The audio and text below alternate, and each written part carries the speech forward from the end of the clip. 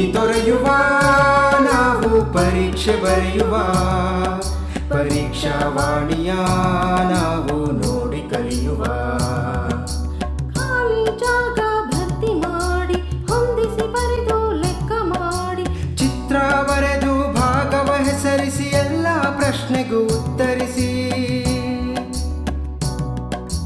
Pass fail ಗೆಲುವು ಸೋಲು ಜೀವನ ಎಲ್ಲಕ್ಕಿಂತ ಮಿಗಿಲು. ಅಂಕಗಳೆಂದರೆ ಮೇಲಿನ ತೊಗಟೆ, ವಿದ್ಯೆ ಅದರ ಒಳಗಿನ ತಿರುಳು.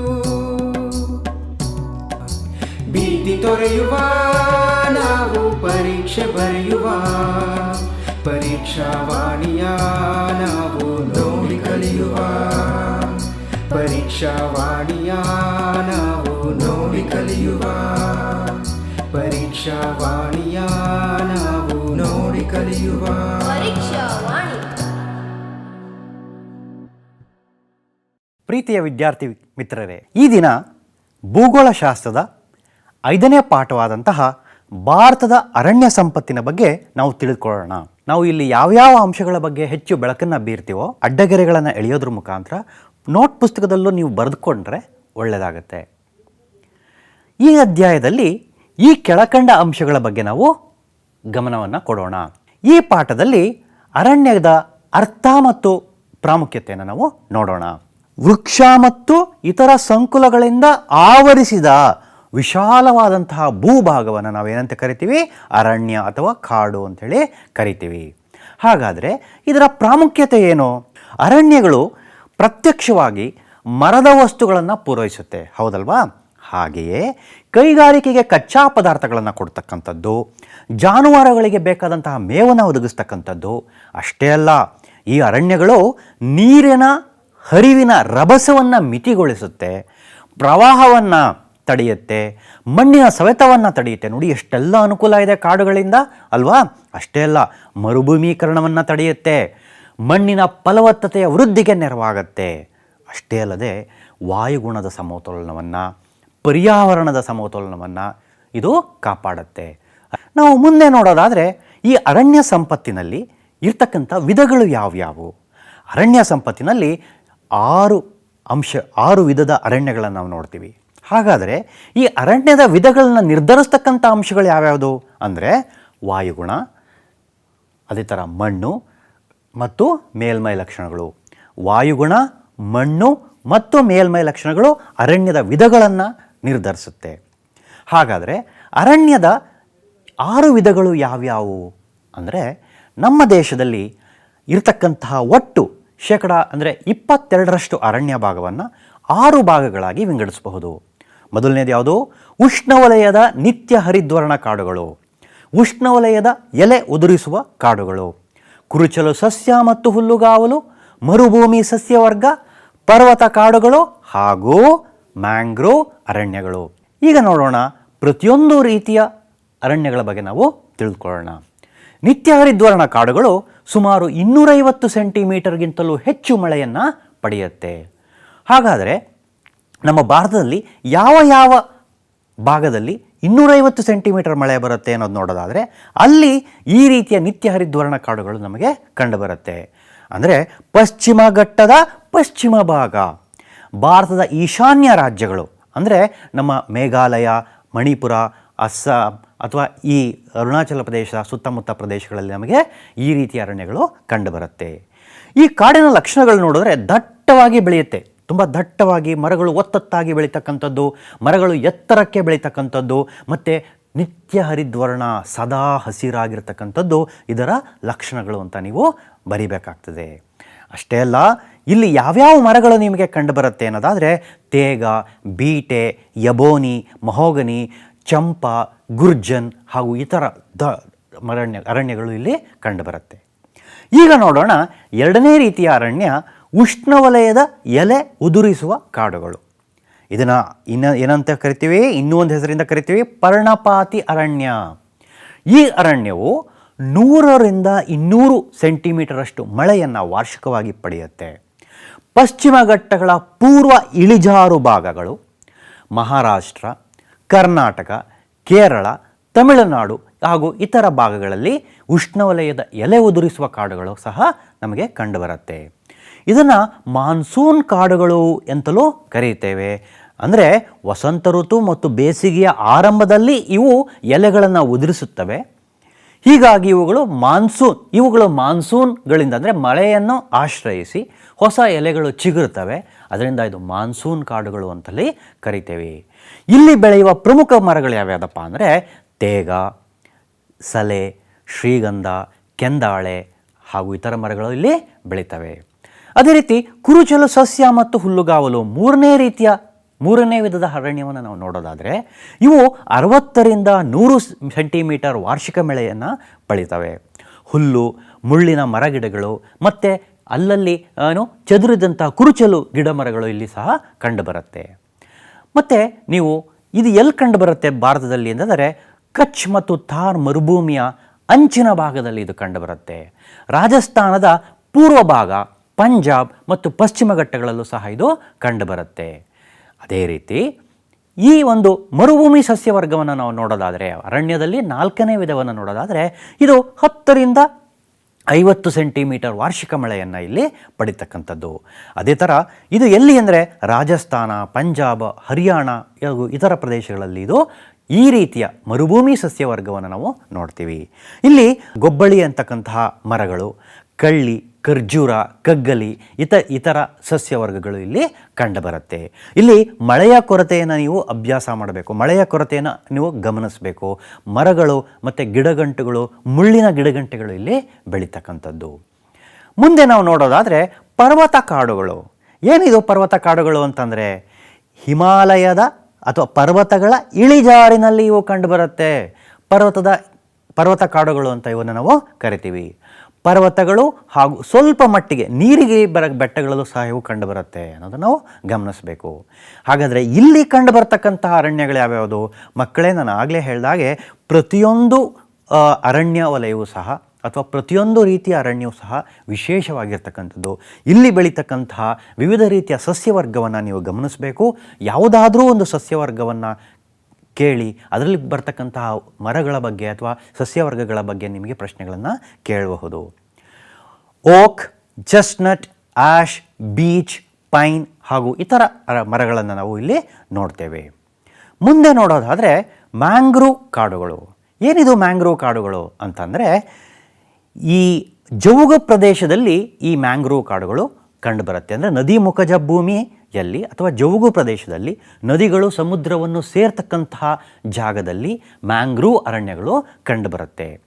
ಇಲ್ಲಿ ಈ ರೀತಿಯ ಅರಣ್ಯಗಳು ಸಮುದ್ರದ ಉಬ್ಬರವಿಳಿತಗಳಿಂದ ನಿರ್ಮಾಣವಾಗಿದೆ ಅಂತಲೂ ಸಹ ನಾವು ಹೇಳ್ತೀವಿ.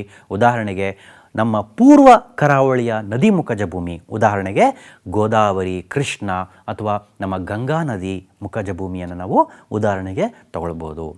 ಇಲ್ಲಿ ಸುಂದರಿ, ಬೆತ್ತ, ಜರಿಗಿಡ, ತಾಳೆ, ಕೆಂದಾಳೆ, ಕೇದಿಗೆ ಇತರ ವಿಶೇಷವಾದಂತಹ ಮರಗಳು ಇಲ್ಲಿ ಕಂಡುಬರುತ್ತೆ. ಮುಂದೆ ನೋಡೋಣ, ಈ ಅರಣ್ಯ ನಾಶಕ್ಕೆ ಕಾರಣಗಳೇನು? ಇದು ಸಹ ಬಹಳಷ್ಟು ಬಾರಿ ಪರೀಕ್ಷೆಗಳಲ್ಲಿ ಕೇಳ್ತಾ ಇರ್ತಾರೆ, ಗಮನ ಕೊಡಬೇಕು. ಕೃಷಿ ಕ್ಷೇತ್ರದ ವಿಸ್ತರಣೆ, ರಸ್ತೆ ಮತ್ತು ರೈಲು ಮಾರ್ಗಗಳನ್ನು ಕಾಡನ್ನು ಕಡಿದು ಹಾಕ್ತಕ್ಕಂಥದ್ದು.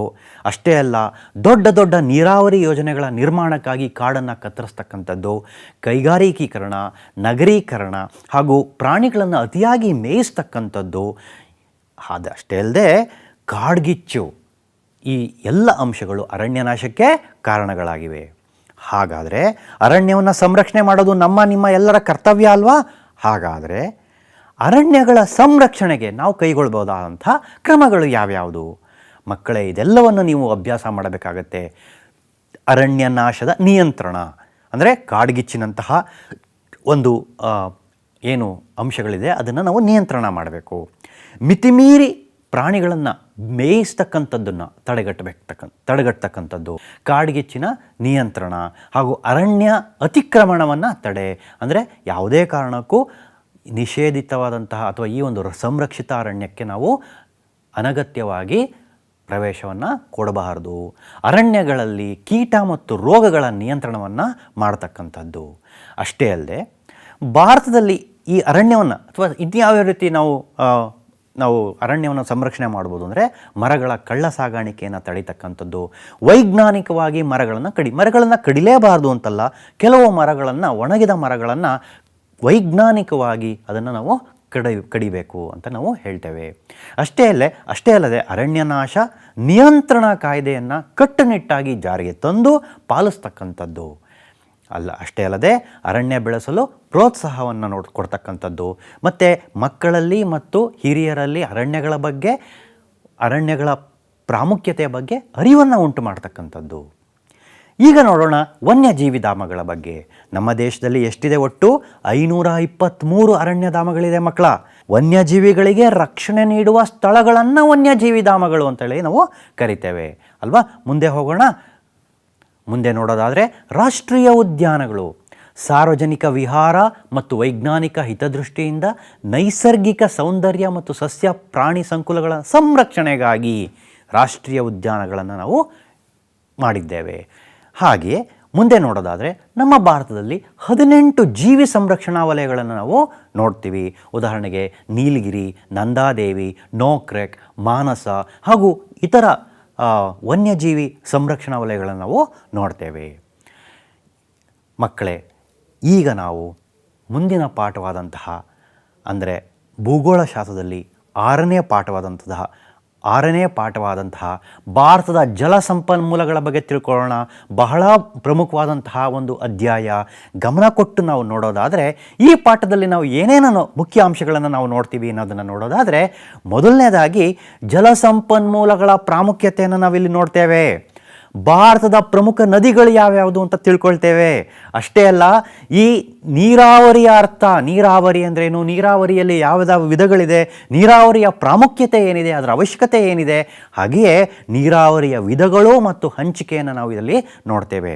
ಪ್ರಮುಖವಾಗಿ ವಿವಿಧೋದ್ದೇಶ ನದಿ ಕಣಿವೆ ಯೋಜನೆಗಳ ಬಗ್ಗೆ, ಜಲವಿದ್ಯುತ್ ಯೋಜನೆಗಳ ಬಗ್ಗೆ ಈ ಒಂದು ಅಧ್ಯಾಯದಲ್ಲಿ ನಾವು ಕಲಿತೇವೆ. ಈ ಅಧ್ಯಾಯದಲ್ಲಿ ಇಲ್ಲಿ ಮೆನ್ಷನ್ ಮಾಡಿರ್ತಕ್ಕಂತಹ, ಇಲ್ಲಿ ಸೂಚಿಸಿರ್ತಕ್ಕಂತಹ ಎಲ್ಲ ಅಂಶಗಳು ಬಹಳ ಮುಖ್ಯವಾಗಿವೆ. ಗಮನ ಕೊಡೋಣ.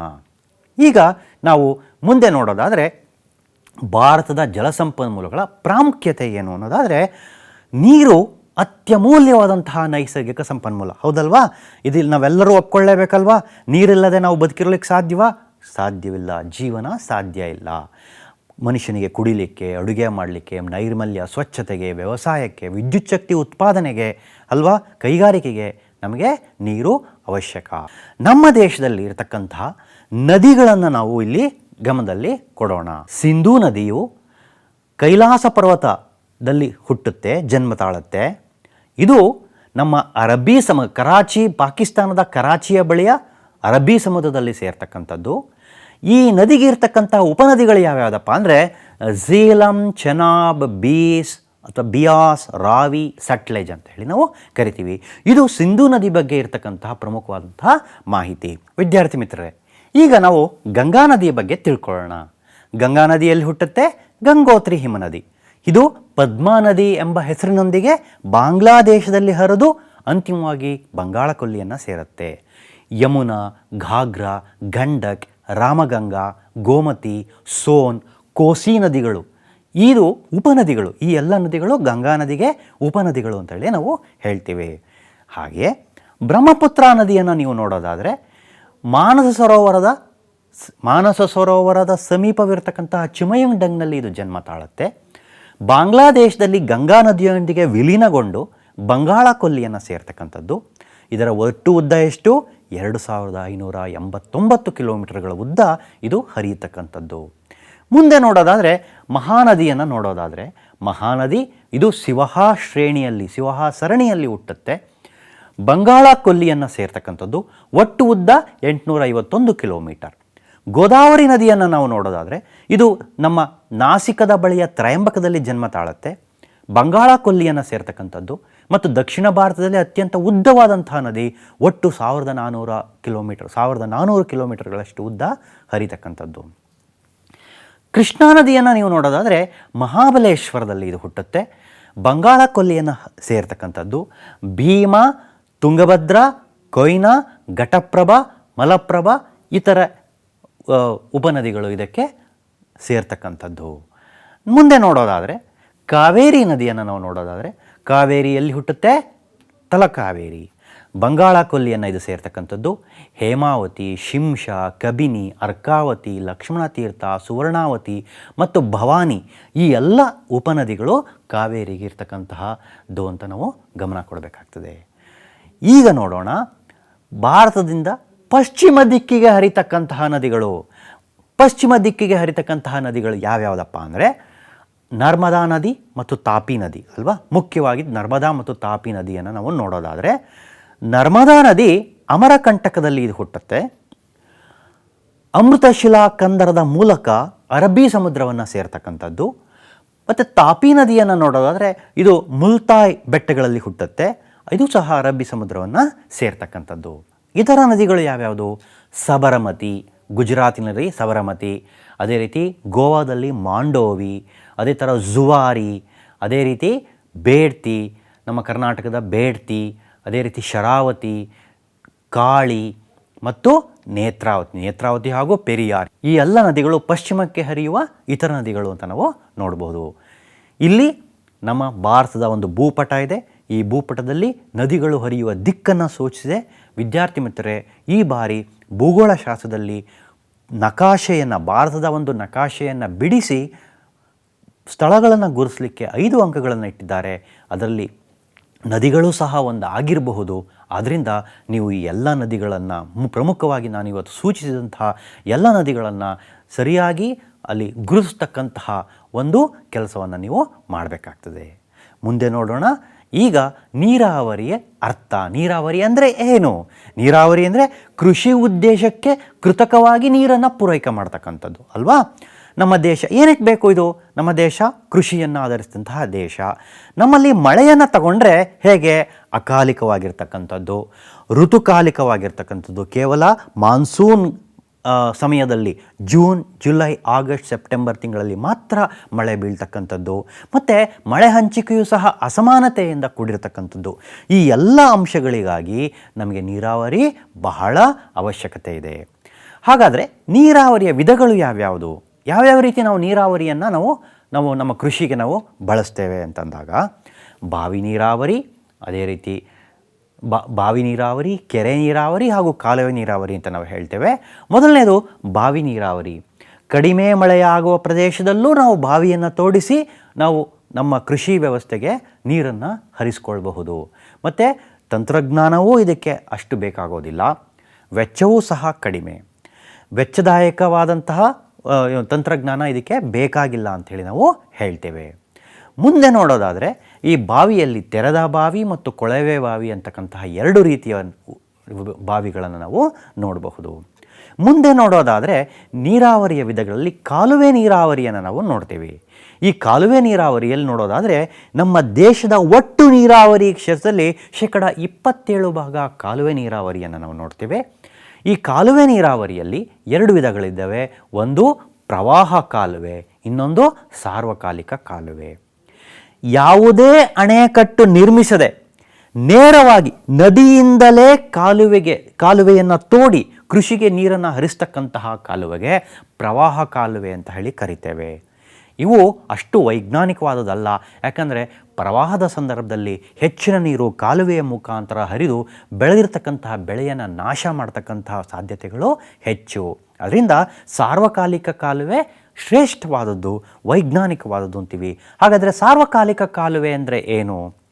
ನದಿಗಳಿಗೆ ಅಣೆಕಟ್ಟೆಗಳನ್ನು ನಿರ್ಮಿಸಿ ಜಲಾಶಯಗಳಲ್ಲಿ ನೀರನ್ನು ಸಂಗ್ರಹಿಸಿ ಬೇಕಾದಷ್ಟು ನೀರನ್ನು ಕಾಲುವೆ ಮುಖಾಂತರ ಕೃಷಿಗೆ ಹರಿಸ್ತಕ್ಕಂಥದ್ದಕ್ಕೆ ನಾವು ಸಾರ್ವಕಾಲಿಕ ಕಾಲುವೆ ಅಂಥೇಳಿ ಕರಿತೇವೆ. ಮುಂದೆ ನೋಡೋಣ ಈಗ ಕೆರೆ ನೀರಾವರಿ ಬಗ್ಗೆ. ಕೆರೆ ನೀರಾವರಿ ಅಂದರೆ ಏನು?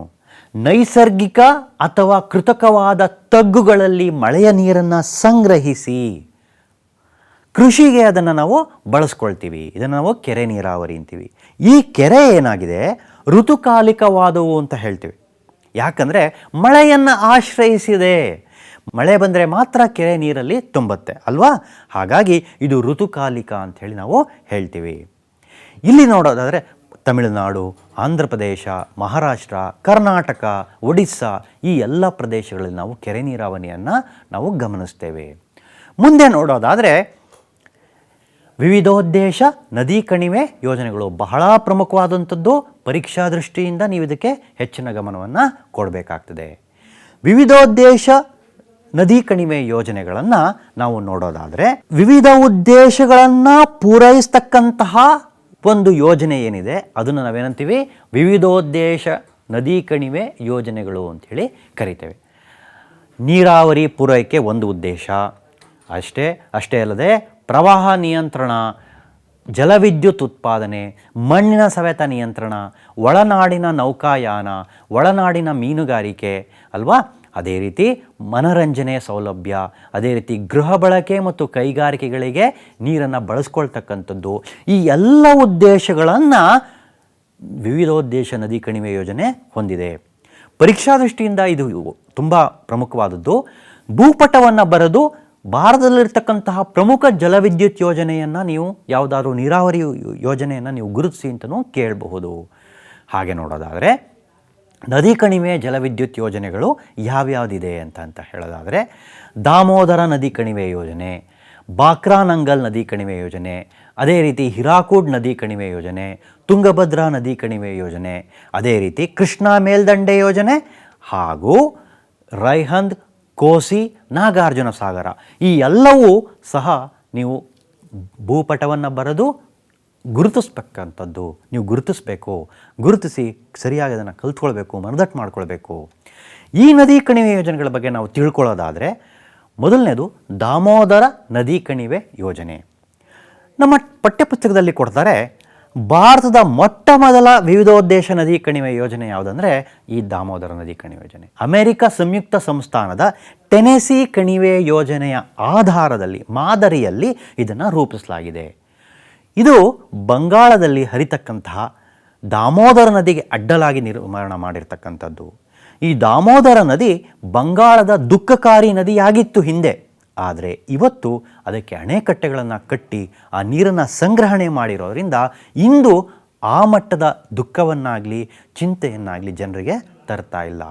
ಹಿಂದೆ ಈ ನದಿ ಪ್ರವಾಹದೋಪಾದಿಯಲ್ಲಿ ಹರಿದು ಜನರ ಆಸ್ತಿ ಜೀವಕ್ಕೆ ಅಪಾಯವನ್ನು ಉಂಟು ಮಾಡ್ತಾ ಇತ್ತು. ಈ ಯೋಜನೆಯ ಇತರ ಅಣೆಕಟ್ಟೆಗಳು ಎಲ್ಲೆಲ್ಲಿ ಕಟ್ಟಿದ್ದಾರೆ ಅಂದರೆ ತಿಲಯ್ಯ, ಕೊನಾರ್, ಮೈಥಾನ್, ಪಂಚತ್ ಹಿಲ್ ಎಂತಕ್ಕಂತಹ ಪ್ರದೇಶದಲ್ಲಿ ಅಣೆಕಟ್ಟೆಗಳನ್ನು ನಿರ್ಮಾಣ ಮಾಡಲಾಗಿದೆ. ಮುಂದೆ ನಾವು ನೋಡೋದಾದರೆ ಬಾಕ್ರಾನಂಗಲ್ ನದಿ ಕಣಿವೆ ಯೋಜನೆ. ಇದು ಸಟ್ಲೇಜ್ ನದಿಗೆ ಅಡ್ಡಲಾಗಿ ಕಟ್ಟಲಾಗಿದೆ. ನಿಮಗೆ ಗೊತ್ತಿರೋ ಹಾಗೆ ಹರಿಯಾಣ, ಪಂಜಾಬ್, ರಾಜಸ್ಥಾನ ರಾಜ್ಯ ಸರ್ಕಾರಗಳು ಜಾಯಿನ್ ಆಗಿ ಅಂದರೆ ಒಟ್ಟಾಗಿ ಈ ಒಂದು ಬಾಕ್ರಾನಂಗಲ್ ನದಿ ಕಣಿವೆ ಯೋಜನೆಯನ್ನು ಮಾಡಿದ್ದಾರೆ. ಯಾವ ಉದ್ದೇಶಕ್ಕೆ ಮಾಡಿದ್ದಾರೆ? ಮಣ್ಣಿನ ಸವೆತದ ನಿಯಂತ್ರಣಕ್ಕಾಗಿ, ಜಲವಿದ್ಯುತ್ ಉತ್ಪಾದನೆಗಾಗಿ, ನೀರಾವರಿ ಪೂರೈಕೆಗಾಗಿ, ಪ್ರವಾಹ ನಿಯಂತ್ರಣಕ್ಕಾಗಿ ಬಾಕ್ರಾನಂಗಲ್ ನದಿ ಕಣಿವೆ ಯೋಜನೆಯನ್ನು ಆರಂಭ ಮಾಡಿದ್ದಾರೆ. ಬಾಕ್ರಾ ಅಣೆಕಟ್ಟೆ ಒಟ್ಟು 226 ಮೀಟರ್ಗಳು ಎತ್ತರ, 226 ಮೀಟರ್ ಎತ್ತರ ಇದೆ.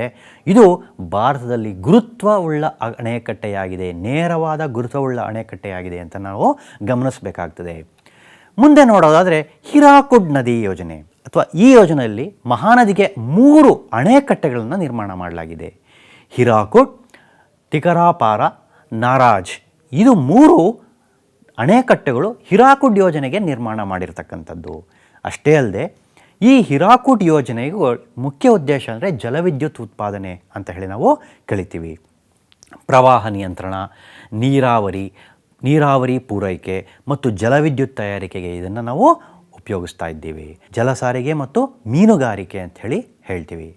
ತುಂಗಭದ್ರಾ ನದಿ ಯೋಜನೆಯನ್ನು ನಾವು ನೋಡೋದಾದರೆ ಇದು ಕರ್ನಾಟಕ ಮತ್ತು ತೆಲಂಗಾಣ, ಹಿಂದೆ ಅದು ಆಂಧ್ರ ಪ್ರದೇಶ ಆಗಿತ್ತು, ಇವತ್ತು ತೆಲಂಗಾಣ ಅಂತ ಹೇಳ್ತೀವಿ. ಇದು ಸಂಯೋಜನೆ ಅಥವಾ ಸಂಯೋಜಿತ ಯೋಜನೆ ಆಗಿದೆ ಅಂತ ಹೇಳ್ತೀವಿ. ಈ ಒಂದು ತುಂಗಭದ್ರಾ ಯೋಜನೆ ನೀರಾವರಿ ಪೂರೈಕೆಗೆ, ಜಲವಿದ್ಯುತ್ ಉತ್ಪಾದನೆಗೆ, ಒಳನಾಡಿನ ಮೀನುಗಾರಿಕೆಗೆ ಇದು ಸಹಾಯ ಮಾಡುತ್ತೆ. ಕರ್ನಾಟಕದ ಬಳ್ಳಾರಿ ಜಿಲ್ಲೆಗೆ ಸೇರಿದ ಹೊಸಪೇಟೆಯ ಮಲ್ಲಪುರಂ ಎಂಬಲ್ಲಿ ಈ ಒಂದು ತುಂಗಭದ್ರಾ ಯೋಜನೆಯನ್ನು ನಿರ್ಮಾಣ ಮಾಡಲಾಗಿದೆ. ನಾವು ಮುಂದೆ ನೋಡೋಣ ಕೃಷ್ಣಾ ಮೇಲ್ದಂಡೆ ಯೋಜನೆ. ಕೃಷ್ಣಾ ಮೇಲ್ದಂಡೆ ಯೋಜನೆ ಉತ್ತರ ಕರ್ನಾಟಕದ ಅತಿದೊಡ್ಡ ವಿವಿಧೋದ್ದೇಶ ನದಿ ಕಣಿವೆ ಯೋಜನೆ ಆಗಿದೆ.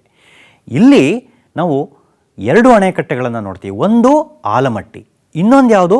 ನಾರಾಯಣಪುರ. ಆಲಮಟ್ಟಿ ಮತ್ತು ನಾರಾಯಣಪುರ ಎಂಬತಕ್ಕಂತಹ 2 ಪ್ರದೇಶಗಳಲ್ಲಿ ಕೃಷ್ಣಾ ಮೇಲ್ದಂಡೆ ಯೋಜನೆಯನ್ನು ನಾವು ನಿರ್ಮಾಣವನ್ನು ಮಾಡಿದ್ದೇವೆ. ನೀರಾವರಿ ಪೂರೈಕೆ, ಕುಡಿಯುವ ನೀರು ಸರಬರಾಜು, ಜಲವಿದ್ಯುತ್ ಶಕ್ತಿ ಉತ್ಪಾದನೆ ಉದ್ದೇಶಕ್ಕಾಗಿ ಇದನ್ನು ಆರಂಭ ಮಾಡಲಾಗಿದೆ. ಕೋಸಿ ಯೋಜನೆಯನ್ನು ನಾವು ನೋಡೋದಾದರೆ ಇದೊಂದು ಅಂತಾರಾಷ್ಟ್ರೀಯ ಯೋಜನೆ. ಯಾಕಂದರೆ ಭಾರತ ಮತ್ತು ನೇಪಾಳ ಜಂಟಿಯಾಗಿ ನಿರ್ಮಾಣ ಮಾಡಿರ್ತಕ್ಕಂಥದ್ದು. ಕೋಸಿ ನದಿಗೆ ಹನುಮಾನ್ ನಗರ, ನೇಪಾಳದ ಹನುಮಾನ್ ನಗರದ ಬಳಿ ನಿರ್ಮಾಣ ಮಾಡಿರ್ತಕ್ಕಂಥದ್ದು. ರಿಹಾಂದ್ ಯೋಜನೆ ಅನ್ನಕ್ಕಂತ ತಗೊಂಡಾಗ ಇದು ರಿಹಾಂದ್ ನದಿಗೆ ಅಡ್ಡಲಾಗಿ ನಿರ್ಮಾಣ ಮಾಡಿರ್ತಕ್ಕಂಥದ್ದು. ಗೋವಿಂದ ವಲ್ಲಭ ಪಂತ ಸಾಗರ ಇದಕ್ಕೆ ನಿರ್ಮಾಣವಾಗಿರ್ತಕ್ಕಂಥ ಜಲಾಶಯದ ಹೆಸರು. ಹಾಗೆಯೇ ನಾಗಾರ್ಜುನ ಸಾಗರವ ಯೋಜನೆಯನ್ನು ತೆಗೆದುಕೊಂಡ್ರೆ ಇದು ನಾಗಾರ್ಜುನ ಕೊಂಡದ ಬಳಿ ಕೃಷ್ಣಾ ನದಿಗೆ ನಿರ್ಮಾಣ ಮಾಡಿರ್ತಕ್ಕಂಥದ್ದು. ನೀರಾವರಿ ಪೂರೈಕೆ ಇದರ ಮುಖ್ಯ ಉದ್ದೇಶ ಅಂತ ಹೇಳ್ತೀವಿ. ಇದು ನೋಡಿ ನಮ್ಮ ಪಠ್ಯಪುಸ್ತಕದಲ್ಲಿರ್ತಕ್ಕಂಥ ಒಂದು ಭೂಪಟ. ಈ ಭೂಪಟದಲ್ಲಿ ಎಲ್ಲ ಜಲವಿದ್ಯುತ್ ಯೋಜನೆಗಳನ್ನು ಇಲ್ಲಿ ಗುರುತಿಸಿದ್ದಾರೆ, ನದಿಗಳಿಗೆ ಅಡ್ಡಲಾಗಿ ಗುರುತಿಸಿದ್ದಾರೆ. ಗಮನ ಕೊಟ್ಟು ಇದನ್ನು ನೀವು ಓದ್ಕೊಳ್ಬೇಕಾಗ್ತದೆ. ಈಗ ವಿದ್ಯಾರ್ಥಿ ಮಿತ್ರರೇ, ಭೂಗೋಳಶಾಸ್ತ್ರದ 7ನೇ ಅಧ್ಯಾಯ ಭಾರತದ ಭೂ ಸಂಪನ್ಮೂಲಗಳ ಬಗ್ಗೆ ನಾವು ತಿಳ್ಕೊಳ್ಳೋಣ. ಭಾರತದಲ್ಲಿ ಭೂ ಬಳಕೆ ಯಾವ್ಯಾವ ರೀತಿಯಾಗಿದೆ ಅಂತ ನೋಡೋಣ, ಅಥವಾ ಭಾರತದಲ್ಲಿ ಭೂ ಬಳಕೆ ಅರ್ಥವನ್ನು ತಿಳ್ಕೊಳ್ಳೋಣ. ಅರಣ್ಯ, ವ್ಯವಸಾಯ, ಹುಲ್ಲುಗಾವಲು ಇತ್ಯಾದಿಗಳಂತಹ ವಿವಿಧ ಉದ್ದೇಶಗಳಿಗಾಗಿ ಭೂಮಿಯನ್ನು ಬಳಕೆ ಮಾಡ್ತಕ್ಕಂಥದ್ದಕ್ಕೆ ಏನಂತೀವಿ ನಾವು? ಭಾರತದ ಭೂ ಬಳಕೆ ಅಂತೇಳಿ ಕರಿತೀವಿ. ಇಲ್ಲಿ ಯಾವ್ಯಾವ ಅಂಶ ಆ ಭೂ ಬಳಕೆಯನ್ನು ನಿರ್ಧಾರ ಮಾಡುತ್ತೆ ಅನ್ನೋದು ಒಂದು ವಿಷಯ. ಯಾವ್ಯಾವುದು? ಭೂಮಿಯ ಮೇಲ್ಮೈ ಲಕ್ಷಣ, ವಾಯುಗುಣ, ಮಣ್ಣಿನ ವಿಧ, ಜನಸಾಂದ್ರತೆ, ಸಾಮಾಜಿಕ, ಆರ್ಥಿಕ ಮತ್ತು ತಾಂತ್ರಿಕ ಅಂಶಗಳು ಭೂ ಬಳಕೆಯ ಒಂದು ನಿರ್ಧಾರವನ್ನು ಮಾಡ್ತಕ್ಕಂಥದ್ದು. ಹಾಗಾದರೆ ಭಾರತದಲ್ಲಿ ಇರ್ತಕ್ಕಂತಹ ವಿವಿಧ ಭೂ ಬಳಕೆಯ ಬಗ್ಗೆ ನಾವು ಇವಾಗ ತಿಳ್ಕೊಳ್ಳೋಣ. ಮೊದಲನೇದು ನಿವ್ವಳ ಸಾಗುವಳಿ ಭೂಮಿ. ಎಲ್ಲೆಲ್ಲಿ ಕಂಡುಬರುತ್ತೆ? ಪಂಜಾಬ್, ಹರಿಯಾಣ, ಉತ್ತರ ಪ್ರದೇಶ, ಪಶ್ಚಿಮ ಬಂಗಾಳ ಮತ್ತು ಕೇರಳ ರಾಜ್ಯಗಳಲ್ಲಿ ಹೆಚ್ಚಿನ ನಿವ್ವಳ ಸಾಗುವಳಿ ಭೂಮಿಯನ್ನು ನಾವು ನೋಡ್ತೇವೆ. ಎರಡನೇ ಭೂ ಬಳಕೆ ಯಾವ ರೀತಿಯಾಗಿದೆ? ಅರಣ್ಯ ಪ್ರದೇಶ. ಅಂಡಮಾನ್ ಮತ್ತು ನಿಕೋಬಾರ್ ಮತ್ತು ಈಶಾನ್ಯ ರಾಜ್ಯಗಳಲ್ಲಿ ಭೂ ಪ್ರದೇಶವು ಹೆಚ್ಚಾಗಿ ಅರಣ್ಯದಿಂದ ಆವೃತವಾಗಿರ್ತಕ್ಕಂಥದ್ದು. ಕೃಷಿಗಾಗಿ ದೊರೆಯದ ಭೂಮಿ ಮೂರನೇ ರೀತಿ ಅಲ್ವಾ? ಮೂರನೇ ರೀತಿಯ ಭೂ ಬಳಕೆ. ಉದಾಹರಣೆಗೆ ನೋಡಿ, ನಾವು ಮನೆಗಳನ್ನು ಕಟ್ಕೊಂಡಿದ್ದೇವೆ. ವಸತಿಗಳು, ರಸ್ತೆ, ರೈಲು ಮಾರ್ಗ, ಕಾಲುವೆ, ಪರ್ವತ ಮತ್ತು ಮರಳುಮಯ ಭೂಮಿ, ಈ ಎಲ್ಲ ರೀತಿಯ ಭೂಮಿಯು ಕೃಷಿಗೆ ದೊರೆಯೋದಿಲ್ಲ. 14.1% ಭಾಗವನ್ನು ನಾವು ಇವತ್ತು ನೋಡ್ತೇವೆ ಇಲ್ಲಿ ಕೃಷಿಗೆ ದೊರೆಯದ ಭೂಮಿ ಆಗಿರ್ತಕ್ಕಂಥದ್ದು. ಹಾಗೆ ನೋಡೋದಾದರೆ ಇನ್ನೊಂದು ರೀತಿ ಪಾಳು ಭೂಮಿ ಅಂತ ಹೇಳಿ ಕರಿತೀವಿ. ಬಳಕೆಯಾಗದ ಕೃಷಿ ಯೋಗ್ಯ ಭೂಮಿ ಯಾವುದು ಅಂತ ಅನ್ನೋದಾದರೆ ಒಂದು ನಿಗದಿತ ಮಣ್ಣಿನ ಸಾರದ ಕೊರತೆ. ಇಂತಹ ಒಂದು ಭೂಭಾಗವನ್ನು ಬಳಕೆಯಾಗದ ಕೃಷಿ ಯೋಗ್ಯ ಭೂಮಿ, ಕೃಷಿ ಯೋಗ್ಯವಾಗಿದೆ ಆದರೆ ಮಣ್ಣಿನಲ್ಲಿ ಇರಬೇಕಾದಂಥ ಸಾರವೇ ಇಲ್ಲ, ಅದಕ್ಕಾಗಿ ಇದನ್ನು ನಾವೇನಂತೀವಿ? ಬಳಕೆಯಾಗದ ಕೃಷಿ ಯೋಗ್ಯ ಭೂಮಿ ಅಂಥೇಳಿ ನಾವು ಒಂದು ಭೂ ಬಳಕೆಯ ವಿಧದಲ್ಲಿ ಸೇರಿಸಿದ್ದೇವೆ. ಮುಂದೆ ನೋಡೋದಾದರೆ ಕಾಯಂ ಹುಲ್ಲುಗಾವಲು ಮತ್ತು ಇತರೆ ಗೋಮಾಳ ಅಂಥೇಳಿ ಹೇಳ್ತೀವಿ. ಇದು 3.4% ಭೂಭಾಗವನ್ನು ಇದು ಆಕ್ರಮಿಸಿದೆ.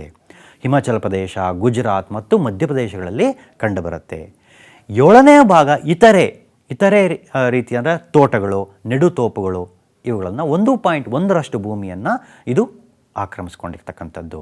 ಮುಂದೆ ನೋಡೋದಾದರೆ ವ್ಯವಸಾಯದ ಅರ್ಥವನ್ನು ನಾವು ತಿಳ್ಕೊಳ್ಳೋಣ. ನಿಮಗೆ ಗೊತ್ತಿದೆ ವ್ಯವಸಾಯ ಅಥವಾ ಕೃಷಿ ಅಂದ್ರೇನು? ಮನುಷ್ಯ ತನಗೆ ಬೇಕಾದಂತಹ ಒಂದು ಆಹಾರ ಧಾನ್ಯಗಳನ್ನು ಅಥವಾ ಕಚ್ಚಾ ಪದಾರ್ಥಗಳನ್ನು ಭೂಮಿಯಲ್ಲಿ ಬೆಳೀತಕ್ಕಂತಹ ಒಂದು ಪದ್ಧತಿಗೆ ವ್ಯವಸಾಯ ಅಥವಾ ಕೃಷಿ ಅಂತೇಳಿ ಕರಿತೇವೆ ಅಲ್ವಾ? ಇದ್ರ ಜೊತೆಗೆ ನಾವು ಪಶುಸಂಗೋಪನೆಯನ್ನು ಸಹ ನಾವು ಮಾಡ್ತಾ ಇದ್ದೇವೆ. ವ್ಯವಸಾಯದ ಪ್ರಾಮುಖ್ಯತೆ ಏನು ಅನ್ನೋದನ್ನು ನೋಡೋಣ. ನಮ್ಮ ದೇಶದಲ್ಲಿ 65ಕ್ಕೂ ಹೆಚ್ಚಿನ ಜನರು ಪ್ರತ್ಯಕ್ಷವಾಗಿ ಕೃಷಿಯನ್ನು ಅವಲಂಬಿಸಿದ್ದಾರೆ. ಈ ಒಂದು ಕೃಷಿ ಪ್ರಾಚೀನವಾದಂತಹ ವೃತ್ತಿಗಳಲ್ಲಿ ಒಂದಾಗಿದೆ. ನಮ್ಮ ದೇಶ ಭಾರತವು ಕೃಷಿ ಪ್ರಧಾನವಾದಂಥ ಒಂದು ದೇಶ ಅಲ್ವಾ? 65% ಜನ ನಾನು ಆಗಲೇ ಹೇಳಿದಾಗೆ ಕೃಷಿಯನ್ನು ಅವಲಂಬಿಸಿದ್ದಾರೆ, ಜೀವನೋಪಾಯಕ್ಕೆ ಕೃಷಿಯನ್ನು ಅವಲಂಬಿಸಿದ್ದಾರೆ. ಆರ್ಥಿಕಾಭಿವೃದ್ಧಿ ಸಹ ಕೃಷಿಯನ್ನು ಅವಲಂಬಿಸಿದೆ. ಕೃಷಿಯ ವಿಧಗಳನ್ನು ನಾವು ನೋಡೋಣ. ಜೀವನಾಧಾರಿತ ಬೇಸಾಯದಲ್ಲಿ ಎರಡು ರೀತಿಯ ಇದನ್ನು ನಾವು ನೋಡ್ತೇವೆ. ಒಂದು ಜೀವನಾಧಾರಿತ ಬೇಸಾಯದಲ್ಲಿ ವರ್ಗಾವಣೆ ಬೇಸಾಯ ಮತ್ತು ಸ್ಥಿರ ಬೇಸಾಯ ಎರಡು ರೀತಿಯ ಬೇಸಾಯವನ್ನು ನಾವು ನೋಡ್ತೇವೆ. ಇಲ್ಲಿ ಸಾಂದ್ರ ಬೇಸಾಯ, ವಾಣಿಜ್ಯ ಬೇಸಾಯ, ಮಿಶ್ರಣ ಬೇಸಾಯ, ನೆಡುತೋಪು ಬೇಸಾಯ, ಒಣ ಬೇಸಾಯ, ಆರ್ದ್ರ ಬೇಸಾಯ, ಈ ಎಲ್ಲ ರೀತಿಯ ವಿವಿಧ ಬೇಸಾಯಗಳನ್ನು ನಾವು ಕೃಷಿಯ ವಿಧಗಳಲ್ಲಿ ನಾವು ನೋಡ್ತೇವೆ. ಇಲ್ಲಿ ಗಮನ ಕೊಡಬೇಕಾಗಿರೋದು ಅಂದರೆ ಈ ವರ್ಗಾವಣೆ ಬೇಸಾಯ ಮತ್ತು ಸ್ಥಿರ ಬೇಸಾಯ ಜೀವನಾಧಾರಿತ ಬೇಸಾಯದಲ್ಲಿ ಎರಡು ವಿಧಗಳು. ಮೊದಲನೇದು ಯಾವುದು? ಜೀವನಾಧಾರಿತ ಬೇಸಾಯ. ರೈತ ಆತನ ಕುಟುಂಬಕ್ಕೆ ಬೇಕಾಗ್ತಕ್ಕಂತಹ ಆಹಾರ ಪದಾರ್ಥಗಳನ್ನ ಬೆಳೆದುಕೊಳ್ತಕ್ಕಂಥದ್ದಕ್ಕೆ ನಾವು ಜೀವನ ಆಧಾರಿತ ಬೇಸಾಯ, ಜೀವನಕ್ಕಾಗಿ ಬೆಳೆಯನ್ನು ಬೆಳೀತಕ್ಕಂಥದ್ದು. ಅದರಲ್ಲಿ ವರ್ಗಾವಣೆ ಬೇಸಾಯ, ಸ್ಥಿರ ಬೇಸಾಯ ಅಂತಕ್ಕಂತಹ ಎರಡು ವಿಧಗಳನ್ನು ನಾವು ನೋಡ್ತೇವೆ. ಹೀಗೆ ವರ್ಗಾವಣೆ ಬೇಸಾಯ ಅಂದರೆ ಏನು ಅಂತ ನೋಡೋದಾದರೆ, ಈ ಅರಣ್ಯ ಭಾಗವನ್ನು ಕಡಿದು ಅಥವಾ ಸುಟ್ಟು ಒಂದಷ್ಟು ಜಾಗದಲ್ಲಿ ಬೇಕಾದಂತಹ ಬೆಳೆಯನ್ನು 1 ವರ್ಷನೋ 2 ವರ್ಷನೋ 3 ವರ್ಷನೋ ಬೆಳ್ಕೊಳ್ತಾರೆ. ಆ ಮಣ್ಣಿನ ಸಾರ ಯಾವಾಗ ಕಡಿಮೆ ಆಗುತ್ತೋ ಆ ಜಾಗವನ್ನು ಬಿಟ್ಟು ಹೊರಟು ಹೋಗ್ತಾರೆ ಅಲ್ವಾ. ಇದನ್ನು ವರ್ಗಾವಣೆ ಬೇಸಾಯ ಅಂಥೇಳಿ ಕರಿತೀವಿ. ಮುಂದೆ ನೋಡೋದಾದರೆ ಈ ಸ್ಥಿರ ಬೇಸಾಯ ಅಂದ್ರೇನು? ಇಲ್ಲಿ ನಮ್ಮ ರೈತರು ಒಂದೇ ಕಡೆ ನೆಲೆಸ್ತಾರೆ, ನೆಲೆಸಿ ತಮಗೆ ಬೇಕಾದಂತಹ ಬೆಳೆಯನ್ನು ಅಲ್ಲಿ ಬೆಳ್ಕೊಳ್ತಾರೆ. ಇದನ್ನು ನಾವು ಸ್ಥಿರ ಜೀವನಾಧಾರಿತ ಬೇಸಾಯ ಅಂಥೇಳಿ ಕರಿತೀವಿ. ಸಾಂದ್ರ ಬೇಸಾಯ. ಸಾಂದ್ರ ಬೇಸಾಯ ಅಂದ್ರೇನು? ಭೂ ಹಿಡುವಳಿಯಲ್ಲಿ ಅಧಿಕ ಬಂಡವಾಳ ಮತ್ತು ಕಾರ್ಮಿಕರನ್ನು ತೊಡಗಿಸುವ ಬೇಸಾಯ ಪದ್ಧತಿಗೆ ನಾವು ಸಾಂದ್ರ ಬೇಸಾಯ ಅಂಥೇಳಿ ಕರಿತೇವೆ. ಹಾಗೆ ನೋಡೋದಾದರೆ ಮೂರನೇ ರೀತಿಯ ಕೃಷಿ ವ್ಯವಸ್ಥೆಯನ್ನು ನಾವು ನೋಡೋದಾದರೆ ವಾಣಿಜ್ಯ ಬೇಸಾಯ ಅಂತ ಕರಿತೀವಿ. ವಾಣಿಜ್ಯ ಬೇಸಾಯ ಅಂದ್ರೇನು? ವ್ಯಾಪಾರದ ಉದ್ದೇಶಕ್ಕಾಗಿ ಬೆಳೆಗಳನ್ನು ಬೆಳೀತಕ್ಕಂತಹ ಕೃಷಿ ವಿಧಾನಕ್ಕೆ ವಾಣಿಜ್ಯ ಬೇಸಾಯ ಅಂಥೇಳಿ ನಾವು ಕರಿತೀವಿ. ಹೀಗೆ ನೋಡೋದಾದರೆ ಮಿಶ್ರಣ ಬೇಸಾಯ ಅಂದರೆ ಏನು? ಬೆಳೆಗಳ ಸಾಗುವಳಿ ಮತ್ತು ಪಶುಪಾಲನೆ ಜೊತೆಯಾಗಿ ಸಾಗುವ ಒಂದು ಕೃಷಿ ವಿಧಾನ ಅಂಥೇಳಿ ನಾವು ಹೇಳ್ತೇವೆ. ಇದು ಮಿಶ್ರಣ ಬೇಸಾಯ. ಹಾಗಾದರೆ ನೆಡುತೋಪು ಬೇಸಾಯ ಅಂದರೆ ಏನು? ಮಾರಾಟಕ್ಕಾಗಿ ವಿಶಾಲವಾದ ತೋಟಗಳಲ್ಲಿ ಯಾವುದಾದರೂ ಒಂದು ಬೆಳೆಯ ಸಾಗುವಳಿಗೆ ನೆಡುತೋಪು ಬೇಸಾಯ ಅಂತ ಕರಿತೀವಿ. ಉದಾಹರಣೆಗೆ ಚಹಾ, ರಬ್ಬರ್, ತೆಂಗು ಇತರ ಬೆಳೆಗಳನ್ನು ನಾವು ಉದಾಹರಣೆಯಾಗಿ ಕೊಡಬಹುದು. ಅದೇ ರೀತಿ ಒಣ ಬೇಸಾಯ ಅಂದರೆ ಏನು? ಅತಿ ಕಡಿಮೆ ಮಳೆ ಬೀಳುವ ಹಾಗೂ ನೀರಾವರಿ ಸೌಲಭ್ಯವಿಲ್ಲದ ಪ್ರದೇಶದಲ್ಲಿ, ನೀರಾವರಿ ಸೌಲಭ್ಯವಿಲ್ಲದಿದ್ದರೂ ಅಂತಹ ಪ್ರದೇಶದಲ್ಲಿ ನಾವು ಬೆಳೆಯನ್ನು ನೀರಾವರಿಯನ್ನು ಬಳಸ್ಕೊಂಡು ಬೆಳೀತಕ್ಕಂತಹ ಒಂದು ಪದ್ಧತಿಗೆ ಒಣ ಬೇಸಾಯ ಅಂಥೇಳಿ ಕರಿತೀವಿ. ಹಾಗೆಯೇ ಇಲ್ಲಿ ನಾವು ನೋಡೋದಾದರೆ ಆರ್ದ್ರ ಬೇಸಾಯ ಅಂದರೆ ಏನು? ಆರ್ದ್ರ ಬೇಸಾಯ ಅಂತಂದರೆ ಸಾಕಷ್ಟು ಮಳೆ ಬೀಳುವ ಪ್ರದೇಶದಲ್ಲಿ ನೀರಾವರಿಯ ನೆರವಿಲ್ಲದೆ, ಉದಾಹರಣೆಗೆ ನಮ್ಮ ಪಶ್ಚಿಮ ಕರಾವಳಿ ತೀರ ಪ್ರದೇಶ, ಇಲ್ಲಿ ಅತಿ ಹೆಚ್ಚು ಮಳೆ ಆಗೋದ್ರಿಂದ ಮಳೆಯ ಸಹಾಯದಿಂದಲೇ ನಮ್ಮ ರೈತಾಪಿ ಜನರು ಬೆಳೆಯನ್ನು ಬೆಳೀತಕ್ಕಂಥದ್ದು. ಈಗ ನೋಡೋದಾದರೆ ನೀರಾವರಿ ಬೇಸಾಯ ಅಂದ್ರೇನು? ನಿಮಗೆ ಗೊತ್ತಿರೋ ಹಾಗೆ ನೀರಾವರಿಯ ಸಹಾಯದಿಂದ, ಕಾಲುವೆ ನೀರಾವರಿ, ಕೆರೆ ನೀರಾವರಿ, ಬಾವಿ ನೀರಾವರಿಯ ಸಹಾಯದಿಂದ ಕೃಷಿಯನ್ನು ಮಾಡ್ತಕ್ಕಂಥದ್ದು ಅಲ್ವಾ. ಯಾಕೆಂದರೆ ಭಾರತದಲ್ಲಿ ಮಳೆ ಏನೋ ಅಕಾಲಿಕ ಮತ್ತು ಅಥವಾ ಋತುಕಾಲಿಕ, ಅಕಾಲಿಕ ಮತ್ತು ಅಸಮಾನ ಹಂಚಿಕೆ ಆಗಿರ್ತಕ್ಕಂಥದ್ದು ಅಂತ ನಾವು ಹೇಳ್ತೇವೆ. ಈಗ ಬೆಳೆ ಋತುಮಾನಗಳನ್ನು ನೋಡೋದಾದರೆ ಮುಂಗಾರು ಬೆಳೆ ಋತು ಗಮನ ಕೊಡಬೇಕು. ಜೂನ್ ಮತ್ತು ಸೆಪ್ಟೆಂಬರ್, ಅಕ್ಟೋಬರ್ ತಿಂಗಳವರೆಗೆ. ಹಿಂಗಾರು ಬೆಳೆ ಋತುವನ್ನು ನೋಡಿದಾಗ ನವಂಬರಿಂದ ಮಾರ್ಚ್ವರೆಗೆ. ಜೈಡ್ ಬೆಳೆ ಋತುವನ್ನು ನೋಡಿದಾಗ ಹಿಂಗಾರು ಮತ್ತು ಮುಂಗಾರು ನಡುವೆ ಈ ಒಂದು ಬೆಳೆಯನ್ನು ಬೆಳೀತಾರೆ. ಇಲ್ಲಿ ನೋಡೋಣ, ಭಾರತದ ಪ್ರಮುಖ ಬೆಳೆಗಳನ್ನು ನಾವು ನೋಡೋಣ. ಮೊದಲನೇದಾಗಿ ಭತ್ತವನ್ನು ನಾವು ನೋಡೋಣ. ಭತ್ತ ಮುಂಗಾರು ಋತುವಿನಲ್ಲಿ ಹೆಚ್ಚಾಗಿ ಬೆಳೀತಕ್ಕಂಥದ್ದು ಮುಂಗಾರು ಬೆಳೆ ಆಗಿದೆ. ಇದು 18 ಡಿಗ್ರಿ ಸೆಲ್ಸಿಯಸ್ಸಿಂದ 25 ಡಿಗ್ರಿ ಸೆಲ್ಸಿಯಸ್ವರೆಗಿನ ಒಂದು ಉಷ್ಣತೆಯಲ್ಲಿ ಬೆಳೀತಕ್ಕಂಥದ್ದು. ಮಳೆ 100ರಿಂದ 200 ಸೆಂಟಿಮೀಟರ್ ಅಷ್ಟು ಮಳೆ ಈ ಒಂದು ಭತ್ತದ ಬೆಳೆಗೆ ಅವಶ್ಯಕತೆ ಇದೆ. ಮುಂದೆ ನೋಡೋದಾದರೆ ಗೋಧಿ ಬೆಳೆಯನ್ನು ನಾವು ನೋಡೋಣ. ಗೋಧಿ ಬೆಳೆಯು ಹಿಂಗಾರು ಬೆಳೆಯಾಗಿದೆ. ಈ ಗೋಧಿ ಬೆಳೆಯು 10 ಡಿಗ್ರಿಯಿಂದ 15 ಡಿಗ್ರಿ ಉಷ್ಣಾಂಶದಲ್ಲಿ ಗೋಧಿ ಬೆಳೆಯನ್ನು ನಾವು ಬೆಳೀತಾ ಇದ್ದೇವೆ. 50ರಿಂದ 70 ಸೆಂಟಿಮೀಟರ್ ಮಳೆ ಇದಕ್ಕೆ ಅವಶ್ಯಕತೆ ಇದೆ. ಕಬ್ಬು ಬೆಳೆಯನ್ನು ನಾವು ನೋಡಿದಾಗ ಇದು ವಾರ್ಷಿಕ ಬೆಳೆಯಾಗಿದೆ. ಅಂದರೆ ಕನಿಷ್ಠ 8ರಿಂದ 10 ತಿಂಗಳಾದರೂ ಈ ಬೆಳೆಗೆ ಬೇಕಾಗ್ತದೆ. 21 ಡಿಗ್ರಿಯಿಂದ 26 ಡಿಗ್ರಿ ಉಷ್ಣಾಂಶ ಇದಕ್ಕೆ ಬೇಕು. ಮತ್ತು 100ರಿಂದ 150 ಸೆಂಟಿಮೀಟರ್ ಅಷ್ಟು ವಾರ್ಷಿಕ ಮಳೆ ಈ ಕಬ್ಬಿಗೆ ಬೇಕಾಗ್ತದ್ದು. ತಂಬಾಕು ಬೆಳೆಯನ್ನು ನಾವು ನೋಡೋಣ. ತಂಬಾಕು ಬೆಳೆ ಹಿಂಗಾರು ಬೆಳೆಯಾಗಿದೆ. 21 ಡಿಗ್ರಿಯಿಂದ 23 ಡಿಗ್ರಿ ಸೆಲ್ಸಿಯಸ್ ಉಷ್ಣತೆ ಬೇಕು. ಸಾಧಾರಣ ಮಳೆ ಇದಕ್ಕೆ ಸಾಕು. ವಿದ್ಯಾರ್ಥಿ ಮಿತ್ರರೇ, ಈಗ ಹತ್ತಿ ಬೆಳೆ ಬಗ್ಗೆ ನಾವು ತಿಳ್ಕೊಳ್ಳೋಣ.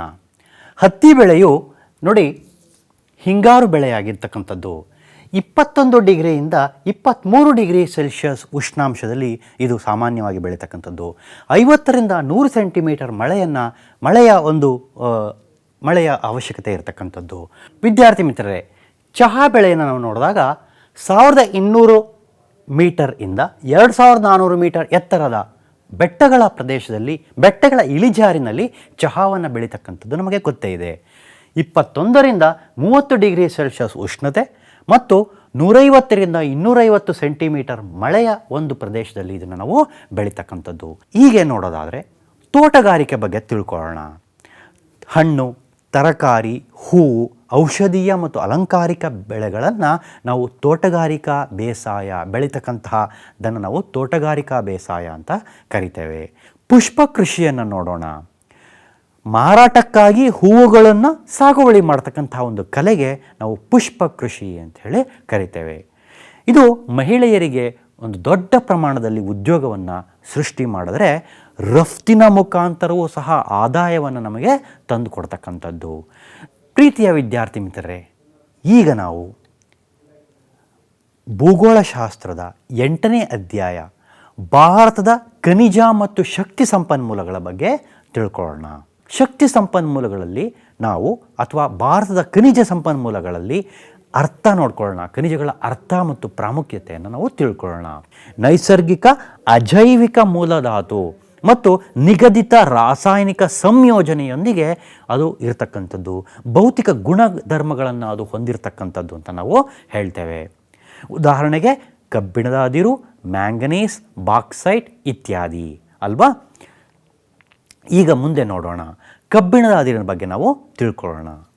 ಈ ಕಬ್ಬಿಣಾಂಶವುಳ್ಳಂತಹ ಈ ಖನಿಜ ಲೋಹ ಏನಿದೆ, ಇದು ಕಬ್ಬಿಣ ಮತ್ತು ಉಕ್ಕಿನ ಕೈಗಾರಿಕೆಯಲ್ಲಿ ಅತಿ ಪ್ರಮುಖವಾದಂತಹ ಒಂದು ಕಚ್ಚಾ ವಸ್ತು ಅಂತ ಹೇಳಿ ನಾವು ಹೇಳ್ತೇವೆ. ಇದು ಒಡಿಶಾ, ಕರ್ನಾಟಕ, ಛತ್ತೀಸ್ಗಢ, ಜಾರ್ಖಂಡ್, ತೆಲಂಗಾಣ ಹಾಗೂ ಇತರ ರಾಜ್ಯಗಳಲ್ಲಿ ನಮಗೆ ಯಥೇಚ್ಛವಾಗಿ ಸಿಗ್ತಕ್ಕಂಥದ್ದು.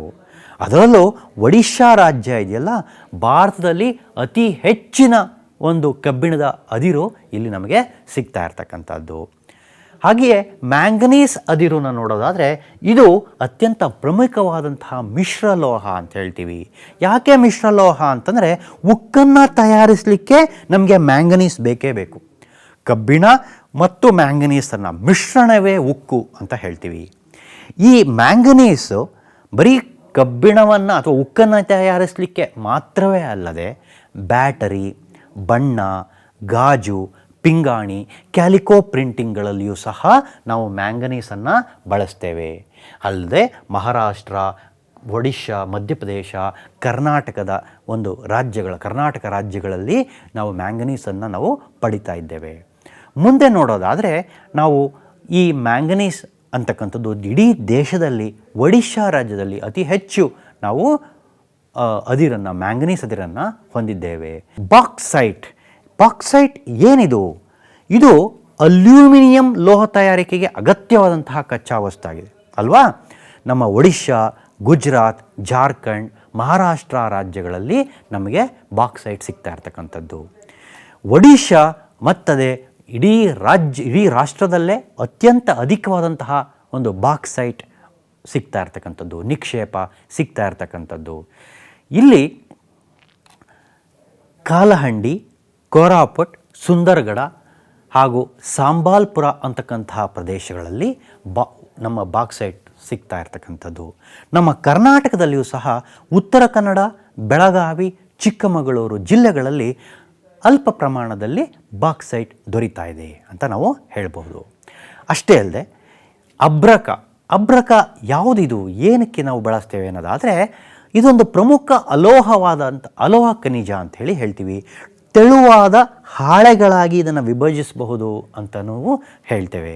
ಇವು ಪಾರದರ್ಶಕವೂ ಶಾಖ ನಿರೋಧಕ ಗುಣವುಳ್ಳವೂ ಆಗಿವೆ. ಹಾಗಾಗಿ ಇದನ್ನೆಲ್ಲ ಬಳಸ್ತಾ ಇದ್ದೇವೆ. ಇದನ್ನು ವಿದ್ಯುತ್ ಉಪಕರಣ, ಉದ್ಯಮ, ಟೆಲಿಫೋನ್ ಹಾಗೂ ವಿಮಾನ ತಯಾರಿಕೆ, ಸ್ವಚಾಲನಾ ವಾಹನ ತಯಾರಿಕೆ, ಕೈಗಾರಿಕೆಗಳು, ನಿಸ್ತಂತು ಸಂಪರ್ಕ ಮಾಧ್ಯಮಗಳಲ್ಲಿ ನಾವು ಅಬ್ರಕವನ್ನು ಬಳಸ್ತಾ ಇದ್ದೇವೆ. ಮುಂದೆ ನಾವು ನೋಡೋದಾದರೆ ಶಕ್ತಿ ಸಂಪನ್ಮೂಲಗಳ ಅರ್ಥ ಮತ್ತು ಮಹತ್ವವನ್ನು ನಾವು ತಿಳ್ಕೊಳ್ಳೋಣ. ವಿದ್ಯುತ್ ಶಕ್ತಿ ಉತ್ಪಾದನೆಗೆ ಅಗತ್ಯವಾಗಿರುವ ಸಂಪನ್ಮೂಲಗಳನ್ನು ನಾವು ಶಕ್ತಿ ಸಂಪನ್ಮೂಲಗಳು ಅಂಥೇಳಿ ಕರಿತೇವೆ.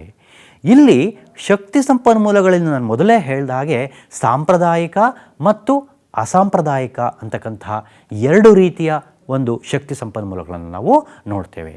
ಉದಾಹರಣೆಗೆ ಕಲ್ಲಿದ್ದಲು, ಪೆಟ್ರೋಲಿಯಂ ಮತ್ತು ನೈಸರ್ಗಿಕ ಅನಿಲವನ್ನು ನಾವು ಸಾಂಪ್ರದಾಯಿಕ ಶಕ್ತಿ ಸಂಪನ್ಮೂಲಗಳು ಅಂತ ಅನ್ನೋದಾದರೆ, ಅಸಾಂಪ್ರದಾಯಿಕ ಶಕ್ತಿ ಸಂಪನ್ಮೂಲಗಳಲ್ಲಿ ನಾವು ಸೌರಶಕ್ತಿ, ಪವನಶಕ್ತಿ, ಉಬ್ಬರವಿಳಿತ ಶಕ್ತಿ, ಭೂಗರ್ಭ ಶಕ್ತಿ, ಜೈವಿಕ ಅನಿಲವನ್ನು ನಾವು ಅಸಾಂಪ್ರದಾಯಿಕ ಶಕ್ತಿ ಸಂಪನ್ಮೂಲಗಳಲ್ಲಿ ನಾವು ವಿಭಾಗಿಸಬಹುದು.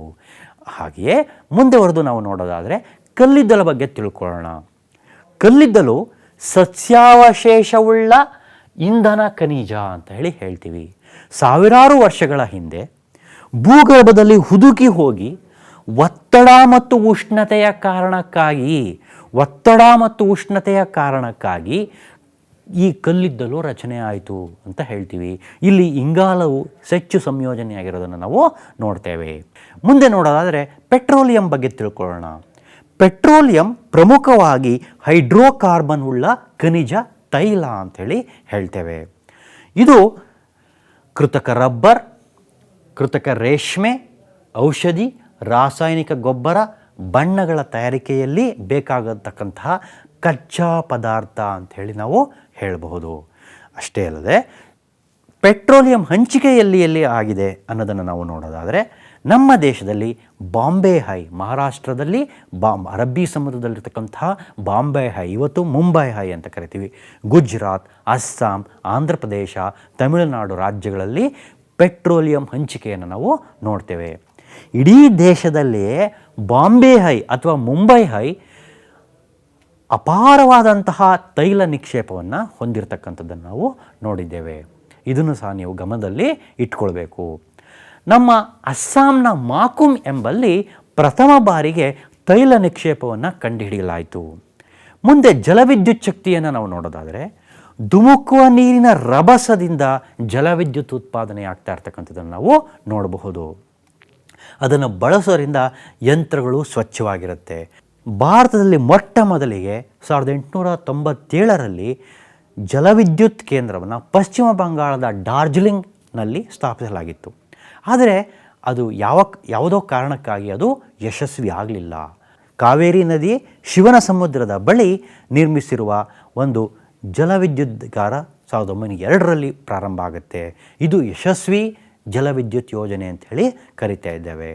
ಅಷ್ಟೇ ಅಲ್ಲ, ನಮ್ಮ ದೇಶದಲ್ಲಿ ಈ ಜಲವಿದ್ಯುತ್ ಕೈಗಾರಿಕಾ ಕೇಂದ್ರಗಳು, ತಯಾರಿಕಾ ಕೇಂದ್ರಗಳು ಎಲ್ಲಿದ್ದಾವೆ ಅಂತಂದರೆ, ಜಲವಿದ್ಯುತ್ ತಯಾರಿಕಾ ಕೇಂದ್ರಗಳು ಶಿವನ ಸಮುದ್ರ, ಶರಾವತಿ, ಲಿಂಗನಮಕ್ಕಿ, ಆಲಮಟ್ಟಿ, ಕಾಳಿ, ಭದ್ರಾ ಈ ಪ್ರದೇಶಗಳಲ್ಲಿ ಜಲವಿದ್ಯುತ್ ಕೇಂದ್ರಗಳನ್ನು ನಾವು ನೋಡ್ತೇವೆ. ಅಷ್ಟೇ ಅಲ್ಲ, ತಮಿಳುನಾಡಲ್ಲಿ ಮೆಟ್ಟೂರು ಮತ್ತು ಪೈಕಾರ ಅಲ್ವಾ. ಹಾಗೆಯೇ ಮುಂದುವರೆದು ನೋಡೋದಾದರೆ ಮಹಾರಾಷ್ಟ್ರದಲ್ಲಿ ಕೊಯ್ನಾ ಮತ್ತು ಕೋಪೋಲಿ, ಅದೇ ರೀತಿ ಒಡಿಶಾದಲ್ಲಿ ಹೀರಾಕುಡ್ ಮತ್ತು ಭೀಮ್ಕಂಡ್, ಅದೇ ರೀತಿ ಮುಂದೆ ನೋಡೋದಾದರೆ ಆಂಧ್ರ ಪ್ರದೇಶದಲ್ಲಿ ಶ್ರೀಶೈಲಂ ಮತ್ತು ರಾಮಪದ ಸಾಗರ, ಅದೇ ಥರ ತೆಲಂಗಾಣದಲ್ಲಿ ನೋಡೋದಾದರೆ ನಿಜಾಂ ಸಾಗರ, ನಾಗಾರ್ಜುನ ಸಾಗರ ಮತ್ತು ಸೇಲೇರಿ ಈ ರೀತಿಯ ಒಂದು ಜಲವಿದ್ಯುತ್ ಕೇಂದ್ರಗಳನ್ನು ನಾವು ನೋಡಬಹುದು. ಮುಂದೆ ನೋಡೋಣ ಪರಮಾಣು ಶಕ್ತಿ. ಪರಮಾಣಾತ್ಮಕ ಖನಿಜಗಳಿಂದ ತಯಾರಿಸುವ ವಿದ್ಯುತ್ ಶಕ್ತಿಯನ್ನು ನಾವೇನಂತ ಕರಿತೀವಿ? ಪರಮಾಣು ಶಕ್ತಿ ಅಂತ ಕರಿತೀವಿ. ಉದಾಹರಣೆಗೆ ಥೋರಿಯಂ ಮತ್ತು ಯುರೇನಿಯಂ ಖನಿಜವನ್ನು ನಾವು ಬಳಸಿ ಪರಮಾಣು ಶಕ್ತಿಯನ್ನು ನಾವು ಉತ್ಪಾದನೆಯನ್ನು ಮಾಡ್ತಾ ಇದ್ದೇವೆ. ಹಾಗಾದರೆ ನಮ್ಮ ದೇಶದಲ್ಲಿ ಮೊತ್ತ ಮೊದಲ ಬಾರಿಗೆ ಎಲ್ಲಿ ಪರಮಾಣು ವಿದ್ಯುತ್ ಶಕ್ತಿಯನ್ನು ಸ್ಥಾವರವನ್ನು ಸ್ಥಾಪನೆ ಮಾಡಲಾಯಿತು ಅಂತ ನೋಡೋದಾದರೆ ನಮ್ಮ ಮಹಾರಾಷ್ಟ್ರದ ತಾರಾಪುರ ಎಂಬತಕ್ಕಂತಹ ಒಂದು ಪ್ರದೇಶದಲ್ಲಿ 1969ರಲ್ಲಿ ಇದನ್ನು ಸ್ಥಾಪಿಸಲಾಯಿತು ಅಂತ ಹೇಳಿ ಕರಿತೀವಿ. ಮಹಾರಾಷ್ಟ್ರದ ತಾರಾಪುರ, ನಂತರ ರಾಜಸ್ಥಾನದ ರಾಣಾ ಪ್ರತಾಪ ಸಾಗರ, ಮುಂದೆ ನೋಡೋದಾದರೆ ತಮಿಳುನಾಡಿನ ಕಲ್ಪಕ್ಕಂ, ಹಾಗೆಯೇ ಉತ್ತರ ಪ್ರದೇಶದ ನರೋರಾ, ಗುಜರಾತಿನ ಕಾಕ್ರಾಪಾರ, ಕರ್ನಾಟಕದ ಕೈಗಾ ಪ್ರದೇಶ, ತಮಿಳುನಾಡಿನ ಕೂಡಂಕುಳಂ ಅಂತಕ್ಕಂತಹ ಪ್ರದೇಶ, ಇಲ್ಲೆಲ್ಲವೂ ಸಹ ನಮಗೆ ಪರಮಾಣಾತ್ಮಕ ಅಥವಾ ಪರಮಾಣು ಶಕ್ತಿಯನ್ನು ಬಳಸಿ ವಿದ್ಯುತ್ತನ್ನು ಉತ್ಪಾದನೆ ಮಾಡ್ತಕ್ಕಂತಹ ಒಂದು ಘಟಕಗಳನ್ನು ನಾವು ನೋಡ್ತೇವೆ. ಮುಂದೆ ನೋಡೋದಾದರೆ ಅಸಾಂಪ್ರದಾಯಿಕ ಶಕ್ತಿ ಸಂಪನ್ಮೂಲಗಳನ್ನು ನೋಡೋದಾದರೆ ಇದು ನವೀಕರಿಸಬಹುದಾದಂತಹ ಮಾಲಿನ್ಯ ರಹಿತವಾದಂತಹ ಅಥವಾ ಮುಕ್ತವಾದಂತಹ ಪರಿಸರ ಸ್ನೇಹಿಯಾದಂತಹ ಶಕ್ತಿ ಸಂಪನ್ಮೂಲಗಳೇ ಅಸಾಂಪ್ರದಾಯಿಕ ಶಕ್ತಿ ಸಂಪನ್ಮೂಲಗಳು ಅಂಥೇಳಿ ನಾವು ಕರಿತೇವೆ. ಸೌರಶಕ್ತಿ, ಪವನಶಕ್ತಿ, ಉಬ್ಬರವಿಳಿತ ಶಕ್ತಿ ಅಲ್ವಾ, ಇವುದನ್ನು ನಾವು ಉದಾಹರಣೆಯಾಗಿ ಕೊಡಬಹುದು. ಮುಂದೆ ನೋಡೋಣ, ವಿದ್ಯುತ್ ಶಕ್ತಿ ಅಭಾವ ಯಾಕೆ ವಿದ್ಯುತ್ ಶಕ್ತಿ ಅಭಾವ ಇದೆ ಅಂತಂದಾದರೆ ಹಲವಾರು ಸಮಸ್ಯೆಗಳಲ್ಲಿ ವಿದ್ಯುತ್ ಶಕ್ತಿ ಅಭಾವವು ಒಂದು. ಯಾಕಂದರೆ ನಮಗೆ ಬೇಡಿಕೆಗೆ ತಕ್ಕಷ್ಟು ವಿದ್ಯುತ್ ಉತ್ಪಾದನೆ ಆಗ್ತಾ ಇಲ್ಲ ಅನ್ನೋದು. ಹೀಗಿದ್ದಂತಹ ಸಂದರ್ಭದಲ್ಲಿ ಆ ಅಭಾವಗಳಿಗೆ ಕಾರಣಗಳೇನೇನು ಗೊತ್ತಾ? ಒಂದು, ಕಡಿಮೆ ಪೆಟ್ರೋಲಿಯಂ ನಿಕ್ಷೇಪದ ಲಭ್ಯತೆ. ನಮ್ಮಲ್ಲಿರ್ತಕ್ಕಂತಹ ಪೆಟ್ರೋಲಿಯಂ ನಿಕ್ಷೇಪ ತುಂಬ ಕಡಿಮೆ. ನಾವು ಆಮದು ಮಾಡ್ಕೊಳ್ತಾ ಇದ್ದೀವಿ, ಅಂದರೆ ತೈಲದ ಕಚ್ಚಾ ವಸ್ತುವಿನ ಕೊರತೆ ಅಂತ ನಾವು ಹೇಳ್ತೀವಿ. ಕಡಿಮೆ ದರ್ಜೆಯ ಕಲ್ಲಿದ್ದಲು, ದೊರೀತಾ ಇರ್ತಕ್ಕಂತಹ ಕಲ್ಲಿದ್ದಲು ಸಹ ಉತ್ತಮ ದರ್ಜೆಯದು ಅಲ್ಲ ಅಂತ ನಾವು ಗಮನಿಸಬೇಕಾಗತ್ತೆ. ಮತ್ತು ಅಕಾಲಿಕ ಮಳೆ, ಜಲವಿದ್ಯುತ್ ಮಾಡೋಣ ಅಂದರೆ ಅಕಾಲಿಕವಾದಂತಹ ಮಳೆ, ಅಸಮರ್ಪಕವಾಗಿ ಹಂಚಿಕೆಯಾಗಿರ್ತಕ್ಕಂತಹ ಮಳೆ, ಮತ್ತು ವಿದ್ಯುತ್ ಶಕ್ತಿ ಉತ್ಪಾದನೆಗೆ ಕೊರತೆಯನ್ನು ಮಾಡ್ತಾ ಇರ್ತಕ್ಕಂಥದ್ದು. ಮುಂದೆ ನೋಡೋದಾದರೆ ವಿದ್ಯುತ್ ಶಕ್ತಿ ಅಭಾವಕ್ಕೆ ಪರಿಹಾರಗಳೇನು ಅನ್ನೋದನ್ನು ನಾವು ನೋಡೋದಾದರೆ, ಮೊದಲನೇದು, ದೇಶದಲ್ಲಿ ಕಲ್ಲಿದ್ದಲು ಮತ್ತು ಪೆಟ್ರೋಲಿಯಂ ಉತ್ಪಾದನೆಯನ್ನು ಹೆಚ್ಚಳ ಮಾಡ್ತಕ್ಕಂಥದ್ದು. ಕಲ್ಲಿದ್ದಲು ಮತ್ತು ಪೆಟ್ರೋಲಿಯಂಗಳಿಗೆ ಬದಲಾಗಿ ಪರ್ಯಾಯ ಇಂಧನವನ್ನು, ಪರ್ಯಾಯ ಶಕ್ತಿ ಸಂಪನ್ಮೂಲಗಳನ್ನು ಬಳಸಲಿಕ್ಕೆ ಕ್ರಮವನ್ನು ಕೈಗೊಳ್ತಕ್ಕಂಥದ್ದು. ಹೆಚ್ಚು ಜಲವಿದ್ಯುತ್ ಶಕ್ತಿ ಉತ್ಪಾದನೆಗೆ ಒತ್ತನ್ನು ಕೊಡ್ತಕ್ಕಂಥದ್ದು. ಅಸಾಂಪ್ರದಾಯಿಕ ಶಕ್ತಿ ಸಂಪನ್ಮೂಲಗಳನ್ನು ಹೆಚ್ಚಾಗಿ ಬಳಸ್ತಕ್ಕಂಥದ್ದು. ಇವುಗಳನ್ನು ನಾವು ಗಮನ ಕೊಡಬೇಕಾಗತ್ತೆ. ವಿದ್ಯಾರ್ಥಿ ಮಿತ್ರರೇ, ನಾವು ಇವತ್ತು ಒಟ್ಟು 4 ಪಾಠಗಳನ್ನು ನಾವು ಅಭ್ಯಾಸ ಮಾಡಿದ್ವಿ.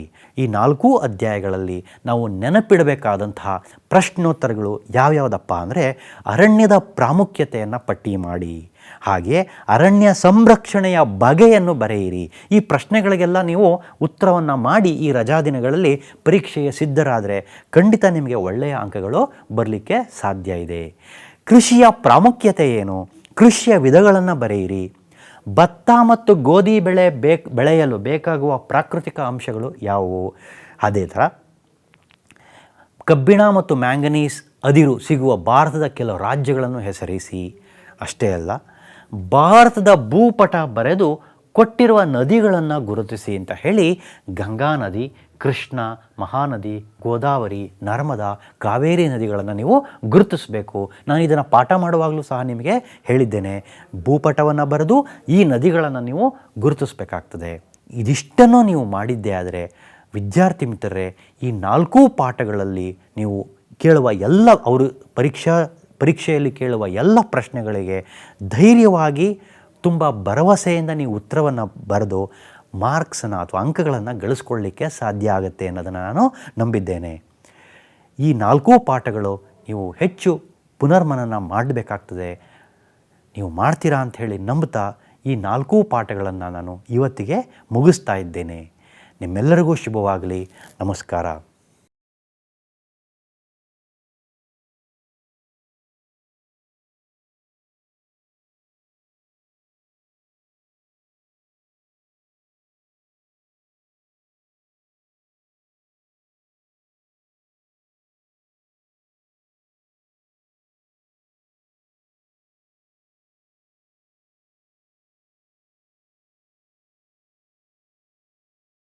ಎಲ್ಲರಿಗೂ ನಮಸ್ಕಾರ. SSLC ಪುನರ್ಮನನ ಕಾರ್ಯಕ್ರಮಕ್ಕೆ ತಮ್ಮೆಲ್ಲರಿಗೂ ಈ ಒಂದು ಅವಧಿಗೆ ಆತ್ಮೀಯ ಸ್ವಾಗತವನ್ನು ಬಯಸ್ತಾ, ಇವತ್ತಿನ ವಿಷಯ ಪ್ರಶ್ನೆ ಪತ್ರಿಕೆ ವಿನ್ಯಾಸ ಮತ್ತು ವಿಶ್ಲೇಷಣೆ. ನಾನು ನಿಮ್ಮ ಈರಪ್ಪ ಮಹಾಲಿಂಗ್ಪುರ್, ಸಹ ಶಿಕ್ಷಕರು ಸರ್ಕಾರಿ ಪ್ರೌಢಶಾಲೆ ಹೆಬ್ಬಕೋಡಿ, ರಾಮನಗರ ತಾಲೂಕು ಮತ್ತು ಜಿಲ್ಲೆ. ನಮಸ್ತೆ, ನಾನು ಚಿಕ್ಕ ದೇವೇಗೌಡ, ಕನ್ನಡ ಭಾಷಾ ಶಿಕ್ಷಕರು, ಕರ್ನಾಟಕ ಪಬ್ಲಿಕ್ ಶಾಲೆ, ಉತ್ತರಹಳ್ಳಿ, ಬೆಂಗಳೂರು ದಕ್ಷಿಣ ವಲಯ 1. ಸರ್, ಈಗ SSLC ಪರೀಕ್ಷಾ ಪ್ರಶ್ನೆ ಪತ್ರಿಕೆಯ ವಿನ್ಯಾಸ ಮತ್ತು ವಿಶ್ಲೇಷಣೆಯಲ್ಲಿ ಇವತ್ತು ನಾವು ಪ್ರಥಮ ಭಾಷೆ ಕನ್ನಡದ ಬಗ್ಗೆ ಹೌದು, ಮಕ್ಕಳಿಗೆ ಪರೀಕ್ಷೆಯಲ್ಲಿ ಯಾವ ರೀತಿ ಪ್ರಶ್ನೆಗಳಿರ್ತವೆ, ಹೇಗೆ ಬರೆಯಬೇಕು, ಉತ್ತರಗಳನ್ನು ಬರೆಯತಕ್ಕಂಥ ವಿಧಾನ ಹೇಗೆ, ಇವುಗಳ ಬಗ್ಗೆ ಒಂದಿಷ್ಟು ನಮ್ಮ ವಿದ್ಯಾರ್ಥಿಗಳಿಗೆ ನಾವು ಚರ್ಚೆ ಮಾಡ್ಬೋದಲ್ವ ಸರ್? ಖಂಡಿತ ಮೇಡಮ್. ಹಾಗಾದರೆ ಮಕ್ಕಳೇ, ಈಗ ವಿಷಯಾನುಸಾರ ಪ್ರಾಮುಖ್ಯತೆಯನ್ನು ನಾವು ಗಮನದಲ್ಲಿಟ್ಟುಕೊಂಡು ನೋಡಿದಾಗ ಗದ್ಯ ಭಾಗದಡಿಯಲ್ಲಿ ಒಟ್ಟು 13 ಪ್ರಶ್ನೆಗಳು 28 ಅಂಕಗಳಿಗೆ ಬರುತ್ತೆ ಸರ್.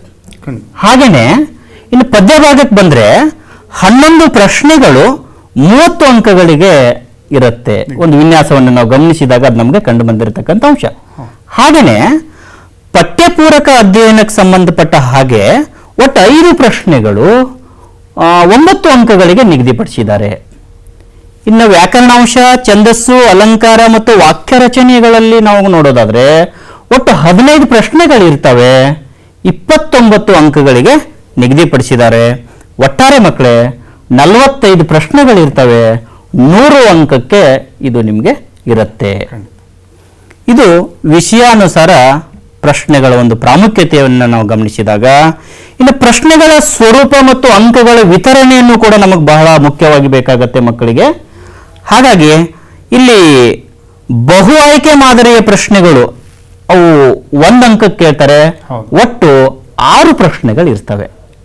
ಹಾಗೇನೆ ಸಂಬಂಧೀಕರಿಸಿ ಬರೆಯೋದು ಸರ್, 1 ಅಂಕದ 4 ಪ್ರಶ್ನೆಗಳಿರ್ತವೆ, ಒಟ್ಟು 4 ಅಂಕಗಳು, ಪ್ರತಿ ಪ್ರಶ್ನೆಗೆ 1 ಅಂಕ. ಇನ್ನ ಒಂದು ವಾಕ್ಯದಲ್ಲಿ ಉತ್ತರ ಬರೆಯತಕ್ಕಂಥ ಪ್ರಶ್ನೆ, ಒಟ್ಟು 7 ಪ್ರಶ್ನೆಗಳಿರ್ತವೆ, ಪ್ರತಿ ಪ್ರಶ್ನೆಗೂ 1 ಅಂಕ. ಹಾಗೆ ಇನ್ನು 3-4 ವಾಕ್ಯಗಳಲ್ಲಿ ಉತ್ತರಿಸಿದ್ರೆ ಅಂದ್ರೆ 2 ಅಂಕಗಳ 10 ಪ್ರಶ್ನೆ ಕೇಳ್ತಾರೆ, ಅದು ಪ್ರತಿ ಪ್ರಶ್ನೆಗೆ 2 ಅಂಕ, ಒಟ್ಟು 10 ಪ್ರಶ್ನೆ, ಒಟ್ಟು 20 ಅಂಕಗಳಿಗೆ ನಿಗದಿಪಡಿಸಿರ್ತಕ್ಕಂಥದ್ದು ನಾವು ಗಮನಿಸ್ತಾ ಇದ್ದೀವಿ. ಹಾಗೆ ಮುಂದುವರೆದು 3 ಅಂಕಗಳ 11 ಪ್ರಶ್ನೆಗಳು ಈ ವರ್ಷದ SSLC ಪ್ರಶ್ನೆ ಪತ್ರಿಕೆಯಲ್ಲಿ ಇದೊಂದು ಬದಲಾವಣೆ ಮಕ್ಕಳಿಗೆ ಮುಖ್ಯವಾದ ಭಾಗ. ಹೌದು. ಸೊ ಹಾಗಾಗಿ ಮಕ್ಕಳೇ ಇಲ್ಲಿ ನಾವು ಗಮನಿಸ್ಕೋಬೇಕು, 5-6 ವಾಕ್ಯಗಳಲ್ಲಿ ನೀವು ಉತ್ತರವನ್ನ ಇಲ್ಲಿ ಬರಿಬೇಕಾಗತ್ತೆ. ಒಟ್ಟು ಈ ರೀತಿ 11 ಪ್ರಶ್ನೆಗಳಿರ್ತವೆ, 3 ಅಂಕದ, ಒಟ್ಟು 33 ಅಂಕಗಳು. ಹಾಗೆ ಇನ್ನ 8-10 ವಾಕ್ಯಗಳಲ್ಲಿ ಉತ್ತರಿಸಿರಿ, 4 ಅಂಕಗಳ ಒಂದು 5 ಪ್ರಶ್ನೆಗಳಿರ್ತವೆ. ಹಾಗೇನೆ ಇನ್ನು ಪ್ರಬಂಧ ಮತ್ತು ಪತ್ರ ಬರಹಕ್ಕೆ ಸಂಬಂಧಪಟ್ಟ ಹಾಗೆ ಪ್ರಬಂಧದ ಒಂದು ಪ್ರಶ್ನೆ, ಪತ್ರ ಬರಹದ ಒಂದು ಪ್ರಶ್ನೆ, ಒಟ್ಟು 2 ಪ್ರಶ್ನೆ 5 ಅಂಕಕ್ಕೆ ಕೇಳ್ತಾರೆ. ಹೀಗೆ ಒಟ್ಟು 45 ಪ್ರಶ್ನೆಗಳು 100 ಅಂಕಗಳಿಗೆ. ಈಗ ನನಗೆ ಒಂದು ಗೊಂದಲ ಇದೆ. ಈಗ ಒಂದು ವಾಕ್ಯದ ಬಹು ಆಯ್ಕೆ ಪ್ರಶ್ನೆಗಳು 1 ಅಂಕದ 6 ಪ್ರಶ್ನೆಗಳನ್ನ ಕೇಳ್ತಾರೆ, ವ್ಯಾಕರಣಾಂಶಗಳೆಲ್ಲ ಅದರಲ್ಲಿ ಸೇರ್ಕೊಂಡಿರುತ್ತೆ. ಹಾಗೇನೆ ಸಂಬಂಧೀಕರಿಸಿನಲ್ಲೂ ಕೂಡ ವ್ಯಾಕರಣಾಂಶ ಇರುತ್ತೆ. ಹೌದು. ಈ ಒಂದು ವಾಕ್ಯದಲ್ಲಿ ಉತ್ತರಿಸುವಂತೆ 7 ಪ್ರಶ್ನೆಗಳು ಹೇಳಿದ್ರಲ್ಲ, ಇದು ಪೂರ್ಣ ಪಾಠದಲ್ಲೇ ಬರುತ್ತಾ, ಪದ್ಯದಲ್ಲೂ ಬರುತ್ತಾ? ಸರ್, ಇಲ್ಲಿ ಒಟ್ಟು 7 ಪ್ರಶ್ನೆಗಳಿದಾವಲ್ಲ, ಆ 7 ಪ್ರಶ್ನೆಗಳಲ್ಲಿ ನಾವು ಮುಖ್ಯವಾಗಿ ಗಮನಿಸ್ಕೋಬೇಕು, 4 ಪ್ರಶ್ನೆಗಳು ಗದ್ಯ ಭಾಗದಿಂದ ಬರುತ್ತೆ, ಇನ್ನು 2 ಪ್ರಶ್ನೆಗಳು ಪದ್ಯ ಭಾಗದಿಂದ ಬರುತ್ತೆ, ಇನ್ನೊಂದು ಪಠ್ಯಪೂರಕ ಅಧ್ಯಯನದಲ್ಲಿ ಬರುತ್ತೆ.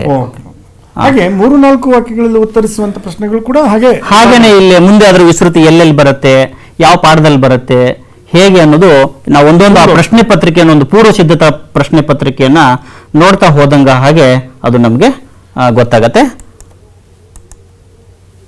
ಮಕ್ಕಳೇ, ಈಗ ಈ ಪ್ರಶ್ನೆ ಪತ್ರಿಕೆಯನ್ನು ಆಧರಿಸಿ ನಾವು ವಿಶ್ಲೇಷಣೆ ಮಾಡ್ತಾ ಇದ್ದೀವಿ.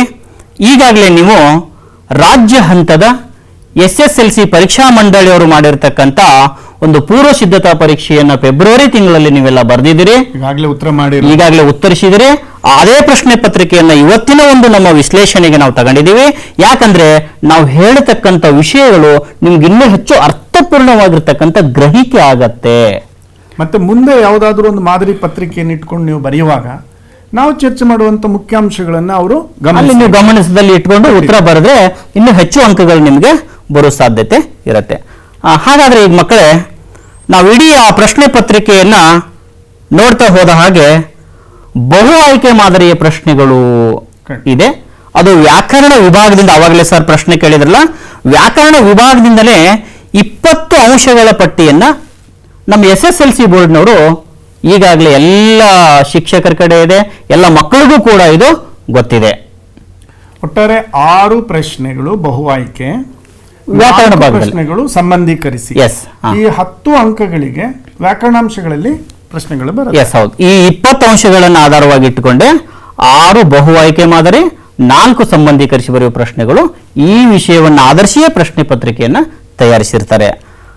ಆ 20 ಅಂಶಗಳ ಒಂದು ಪಟ್ಟಿ ಮಕ್ಕಳೇ ಹೀಗಿದೆ, ತಾವೆಲ್ಲ ಗಮನಿಸಿರ್ತಿರ್ತೇವೆ ನಾನು ಭಾವಿಸ್ತಾ ಇದ್ದೀನಿ.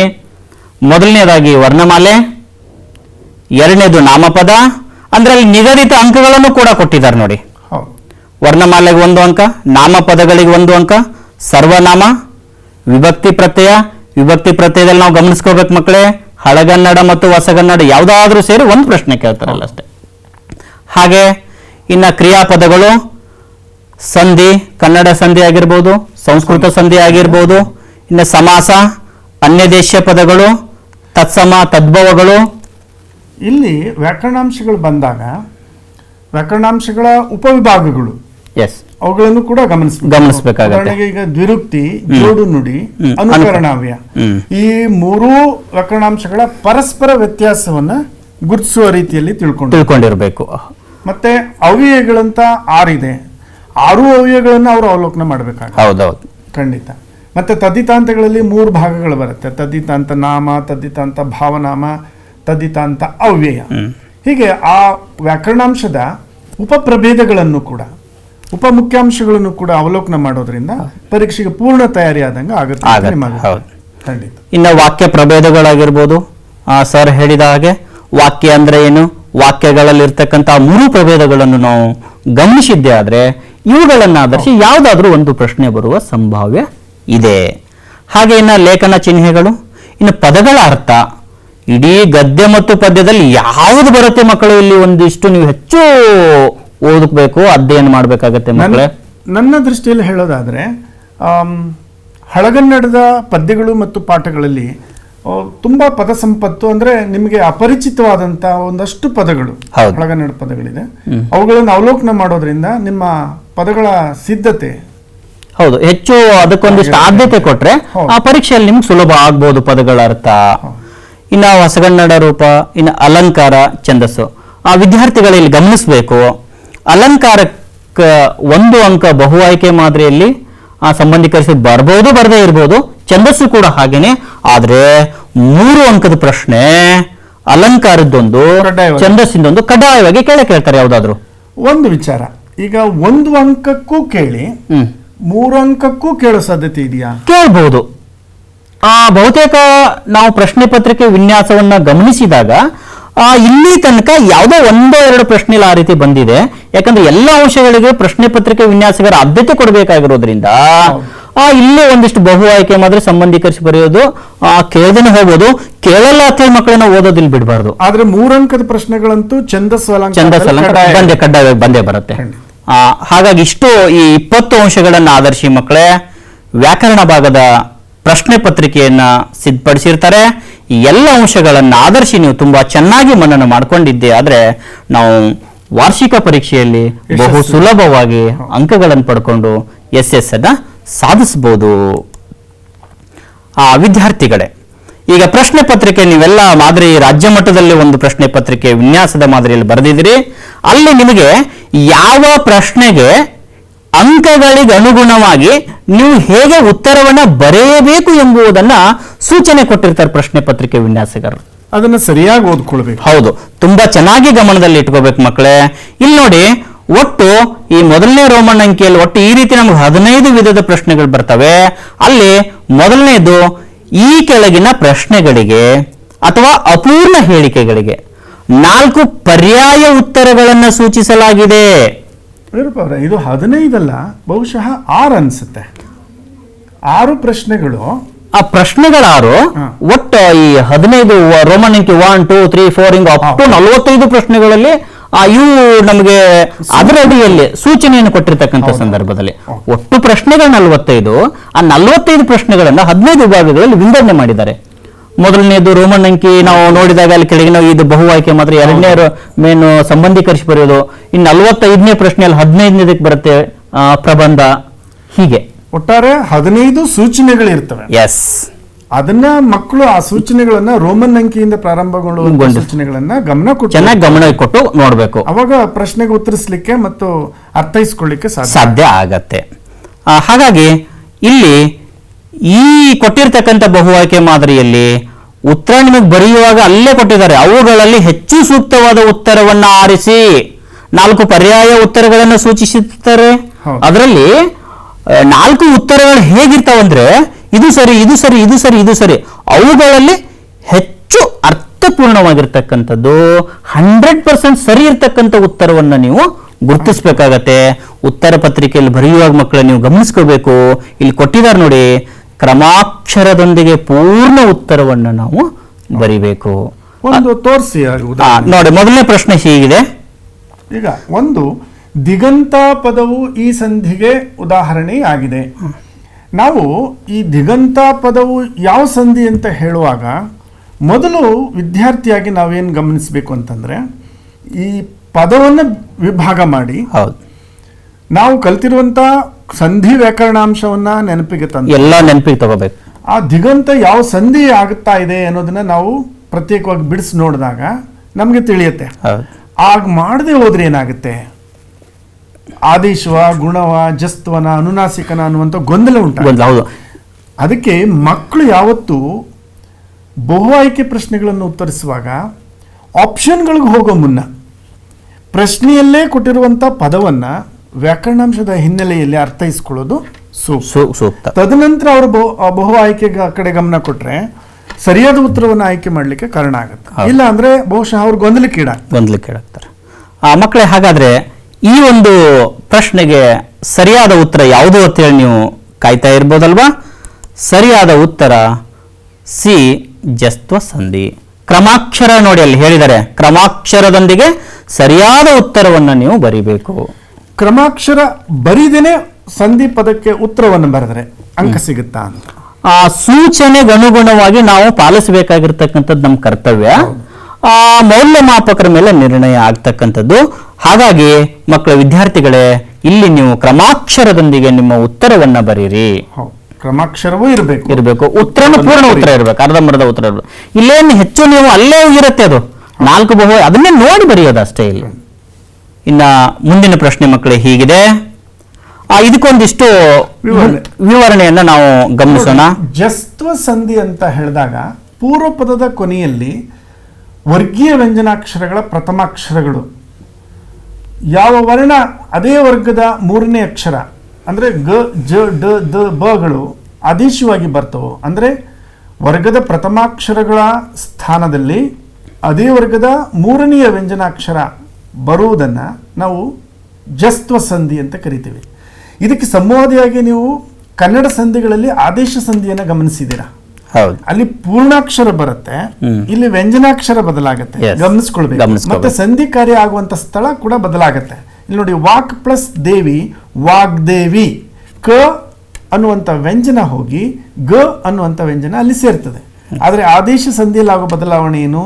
ಮಳೆಗಾಲ ಅನ್ನುವಾಗ ಉತ್ತರ ಪದದ ಆರಂಭದ ಪದ ಬದಲಾಗುತ್ತೆ. ಸೊ ನೀವು ನೆನಪಿನಲ್ಲಿ ಇಡ್ಲಿಕ್ಕೆ ಒಂದು ಜಸ್ತ್ವ ಸಂಧಿಗೂ ಮತ್ತು ಆದೇಶ ಸಂಧಿಗೂ ಇರುವಂಥ ವ್ಯತ್ಯಾಸವನ್ನು ಗಮನಿಸ್ಕೊಳ್ಬೇಕು. ಇದೇ ರೀತಿ 10 ಸಂಧಿಗಳನ್ನು ನೀವು ಪರಸ್ಪರ ಅವಲೋಕನ ಮಾಡಿದ್ರೆ ಇದಕ್ಕೆ ಉತ್ತರ ಸಿಗುತ್ತೆ. ಹೌದು. ಈಗ ಮಕ್ಕಳೇ, ಮುಂದಿನ ಪ್ರಶ್ನೆ ಹೀಗಿದೆ. 2ನೇ ಪ್ರಶ್ನೆ, ಒಂದು ಪದವನ್ನು ವಾಕ್ಯವನ್ನು ಹೇಳಿ ಅದಕ್ಕೆ ಸಮಾನಾರ್ಥಕ ಪದವನ್ನು ವಾಕ್ಯವನ್ನು ಹೇಳುವಾಗ ಈ ಚಿಹ್ನೆಯನ್ನು ಬಳಸಲಾಗುತ್ತದೆ. ಅಲ್ಲಿ 4 ಆಯ್ಕೆಗಳನ್ನು ಕೂಡ ಕೊಟ್ಟಿದ್ದಾರೆ. ಹೌದು. ಈ ತರ ಪ್ರಶ್ನೆ ಬಂದಾಗ ಅಯ್ಯೋ ಮಕ್ಕಳು ಗಾಬರಿ ಆಗ್ತಕ್ಕಂಥದ್ದು, ಎಲ್ಲಿದ್ ಗೊತ್ತು ಏನು ಮಕ್ಕಳೇ? ಇದು ಮೊದಲನೇ ಪ್ರಶ್ನೆಗೆ ಉತ್ತರ ಬರೆಯುವ ಮುನ್ನ ನಿಮ್ಮ ಒಂದು ಅಧ್ಯಯನ ಮಾಡುವ ವಿಧಾನದಲ್ಲಿ ನಿಮ್ಮ ಶಿಕ್ಷಕರು ಕೂಡ ನಿಮಗೆ ಹೇಳಿರ್ತಾರೆ. ಎಲ್ಲವನ್ನ ನೆನಪಿಸ್ಕೋಬೇಕು ನೀವು. ಲೇಖನ ಚಿಹ್ನೆಗಳು ಅನ್ನುವಂಥ ಪಾಠ ಇದೆ. ಹೌದು. ಆ ಲೇಖನ ಚಿಹ್ನೆಗಳಲ್ಲಿ ಸುಮಾರು 10-11 ಬಗೆಯ ಲೇಖನ ಚಿಹ್ನೆಗಳನ್ನು ನಾವು ಬಳಸ್ತೇವೆ. ಸೂಕ್ತವಾದ ಲೇಖನ ಚಿಹ್ನೆಯನ್ನು ಯಾವ ಸಂದರ್ಭದಲ್ಲಿ ಬಳಸಬೇಕು ಅನ್ನೋದನ್ನು ನಾವು ಓದ್ಕೊಳ್ಳುವಂಥ ಸಂದರ್ಭದಲ್ಲಿ ನೆನಪು ಮಾಡಿಕೊಂಡ್ರೆ ಇದಕ್ಕೆ ಬಹಳ ಉತ್ತರ ಸೂಕ್ತವಾಗಿ ಹುಡುಕಬಹುದು. ನೋಡಿ, ಯಾವುದೇ ಪದದ ಪರ್ಯಾಯ ಪದವನ್ನು ಅರ್ಥವನ್ನು ತಿಳಿಸುವಾಗ ನಾವು ಆವರಣದಲ್ಲಿ ಇಟ್ಟುಬಿಡ್ತೇವೆ. ಯಾವ ವಿದ್ಯಾರ್ಥಿ ಲೇಖನ ಚಿಹ್ನೆಗಳನ್ನು ಹೆಚ್ಚು ಸಮರ್ಥವಾಗಿ ಬಳಸಲಿಕ್ಕೆ ಕಲ್ತ್ಕೊಳ್ತಾನೋ ಅವನು ಭಾಷೆಯಲ್ಲಿ ಪ್ರಭುತ್ವವನ್ನು ಪಡಿತಾನೆ ಅಂತ. ಸೊ ಅದರಿಂದ ಇದು ಕಡ್ಡಾಯ ಪ್ರಶ್ನೆ ಅಂತ ಹೇಳಿ ನಾವು ಭಾವಿಸ್ಕೊಳ್ಬಹುದು. ಪ್ರಶ್ನೆ ಪತ್ರಿಕೆಯಲ್ಲಿ ಇದು ಬಂದೇ ಬರುತ್ತೆ, ಬರೋ ಸಂಭಾವ್ಯ ಜಾಸ್ತಿ ಇರುತ್ತೆ ಅನ್ನೋದು. ಇದಕ್ಕೆ ಸರಿಯಾದ ಉತ್ತರ ಬಿ ಆಪ್ಷನ್ ಅಲ್ಲಿ ಇದೆ, ಆವರಣ. ಚಿಹ್ನೆಗಳು ಬರ್ತದೆ. ಹೌದು, ಎಲ್ಲ ನೀವು ಲೇಖನ ಚಿಹ್ನೆಗಳ ಬಗ್ಗೆ ಸಂಪೂರ್ಣ ಮಾಹಿತಿಯನ್ನು ಮಕ್ಕಳೇ ಪಡ್ಕೊಂಡಿದ್ದೆ ಆಗಿದ್ರೆ ಒಂದಷ್ಟು ಗಮನಿಸಬಹುದು ಇರಪ್ಪ ಅವರೇ. ಒಂದು ಪೂರ್ಣ ಕ್ರಿಯೆಯಿಂದ ಕೂಡಿದ ವಾಕ್ಯದ ಕೊನೆಯಲ್ಲಿ ಈ ಚಿಹ್ನೆಯನ್ನು ಬಳಸ್ತೀವಿ ಅಂತ ಕೊಡ್ತಾರೆ. ನಾವು ಒಂದು ಪೂರ್ಣ ಕ್ರಿಯೆಯಿಂದ ಕೂಡಿದ ವಾಕ್ಯದ ಕೊನೆಯಲ್ಲಿ ಅಂತಾದಾಗ ಪೂರ್ಣ ವಿರಾಮ. ಹಾಗೇನೆ ಉದಾಹರಣೆಗಳನ್ನು ಕೊಟ್ಟು ಪ್ರಶ್ನೆ ಕೇಳಬಹುದು. ಈ ಉದಾಹರಣೆಗಾಗಿ ವಿದ್ಯಾರ್ಥಿಗಳು ಪದ್ಯವನ್ನ ಹಾಡುತ್ತಾರೆ, ಈ ವಾಕ್ಯದಲ್ಲಿ ಈ ಲೇಖನ ಚಿಹ್ನೆಯನ್ನ ಬಳಸಲಾಗಿದೆ. ಪ್ರಶ್ನೆ ಹೀಗೂ ಕೇಳಬಹುದು. ಪ್ರಶ್ನೆ ಹೇಗಾದ್ರೂ ಕೇಳಿ ಮಕ್ಕಳೇ, ನಿಮ್ಮ ಪರಿಕಲ್ಪನೆ ಲೇಖನ ಚಿಹ್ನೆಗಳನ್ನ ಸಮರ್ಥವಾಗಿ ನೀವು ಅಧ್ಯಯನ ಮಾಡಿದ್ದೇ ಆದ್ರೆ, ಅರ್ಥಪೂರ್ಣವಾಗಿ ತಿಳ್ಕೊಂಡಿದ್ದೇ ಆದ್ರೆ, ಪ್ರಶ್ನೆ ಯಾವುದಾದ್ರೂ ಬಂದ್ರು ನೀವು ಸರಿ ಉತ್ತರ ಬರೀತೀರಿ ಅಂತಕ್ಕಂಥದ್ದು ನಮ್ಮ ಒಂದು ಭಾವನೆ. ಅಂಶಗಳನ್ನು ಅವರು ಗಮನಿಸ್ಬೇಕು. ಹೌದು, ಇದೆಲ್ಲ ಲೇಖನ ಚಿಹ್ನೆಗಳಿಗೆ ಸಂಬಂಧಪಟ್ಟಿರ್ತಕ್ಕಂಥ ಮಾಹಿತಿ ಮಕ್ಕಳೇ. ಇದು ನಿಮ್ಮ ಪಠ್ಯಪುಸ್ತಕದಲ್ಲೂ ಕೂಡ ಇದೆ, ನೀವು ಒಂದ್ಸರಿ ಇದನ್ನ ನೋಡ್ಕೋಬೇಕು. ಇನ್ನ ಮೂರನೇ ಪ್ರಶ್ನೆ, ರೂಢನಾಮ ಪದಕ್ಕೆ ಉದಾಹರಣೆಯಾದ ಪದವಿದು. ಇದರ ಸರಿಯಾದ ಉತ್ತರ ಎ, ನದಿ. ಹೇಗೆ ಗೌಡ್ರೆ ನದಿ? ನಮ್ಮ ಮಕ್ಕಳಿಗೆ ಸುಲಭವಾಗಿ ನೆನ್ಪಿಟ್ಕೊಳ್ಳಕ್ಕೆ ಇದನ್ನ ನೀವು ಯಾವ ರೀತಿ ಒಂದಿಷ್ಟು ಹೇಳ್ಬೋದು ಮಾಹಿತಿ? ನಾಮಪದಗಳು ಅಂತಂದಾಗ ನಾಮಪದಗಳಲ್ಲಿ ಅನೇಕ ವಿಭಾಗಗಳಿದೆ ವ್ಯಾಕರಣಾಂಶಗಳಲ್ಲಿ. ಅಂಕಿತ ನಾಮ, ಅನ್ವರ್ಥನಾಮ, ರೂಢನಾಮ, ಅದರಲ್ಲಿ ಮತ್ತೆ ನಾವು ಪುರುಷವಾಚಕಗಳು ಬರ್ತವೆ, ವಸ್ತುವಾಚಕಗಳು ಬರ್ತವೆ. ಅವುಗಳನ್ನೆಲ್ಲ ಗಮನಿಸೋದ್ರಿಂದ ನಾವು ಈ ಪ್ರಶ್ನೆಗೆ ತಯಾರಿ ಮಾಡ್ಕೊಳ್ಬೋದು. ರೂಢಿಗತವಾಗಿ ಬಂದಂಥದ್ದು ರೂಢನಾಮ ಆಗುತ್ತೆ. ಅಂದರೆ ಸಾಮಾನ್ಯವಾಗಿ ಅನಾದಿ ಕಾಲದಿಂದ ಕರ್ಕೊಂಡು ಬಂದಂಥ ಹೆಸರನ್ನ ನಾವು ರೂಢನಾಮ ಅಂತ ಕರಿತೀವಿ. ವ್ಯಕ್ತಿಯನ್ನ ವಸ್ತುವನ್ನ ಗುರುತಿಸ್ಲಿಕ್ಕೆ ಇಟ್ಟಂಥದ್ದು ಅಂಕಿತ ನಾಮ ಆಗುತ್ತೆ. ಅದೇ ರೀತಿ ವ್ಯಕ್ತಿಯ ಹುದ್ದೆ, ಮಾಡುವ ಕೆಲಸ ಮತ್ತು ದೈಹಿಕ ವಿಶೇಷತೆಗಳನ್ನು ಗುರುತಿಸಿ ಹೇಳುವಂಥದ್ದು ಅನ್ವರ್ಥನಾಮ ಆಗುತ್ತೆ.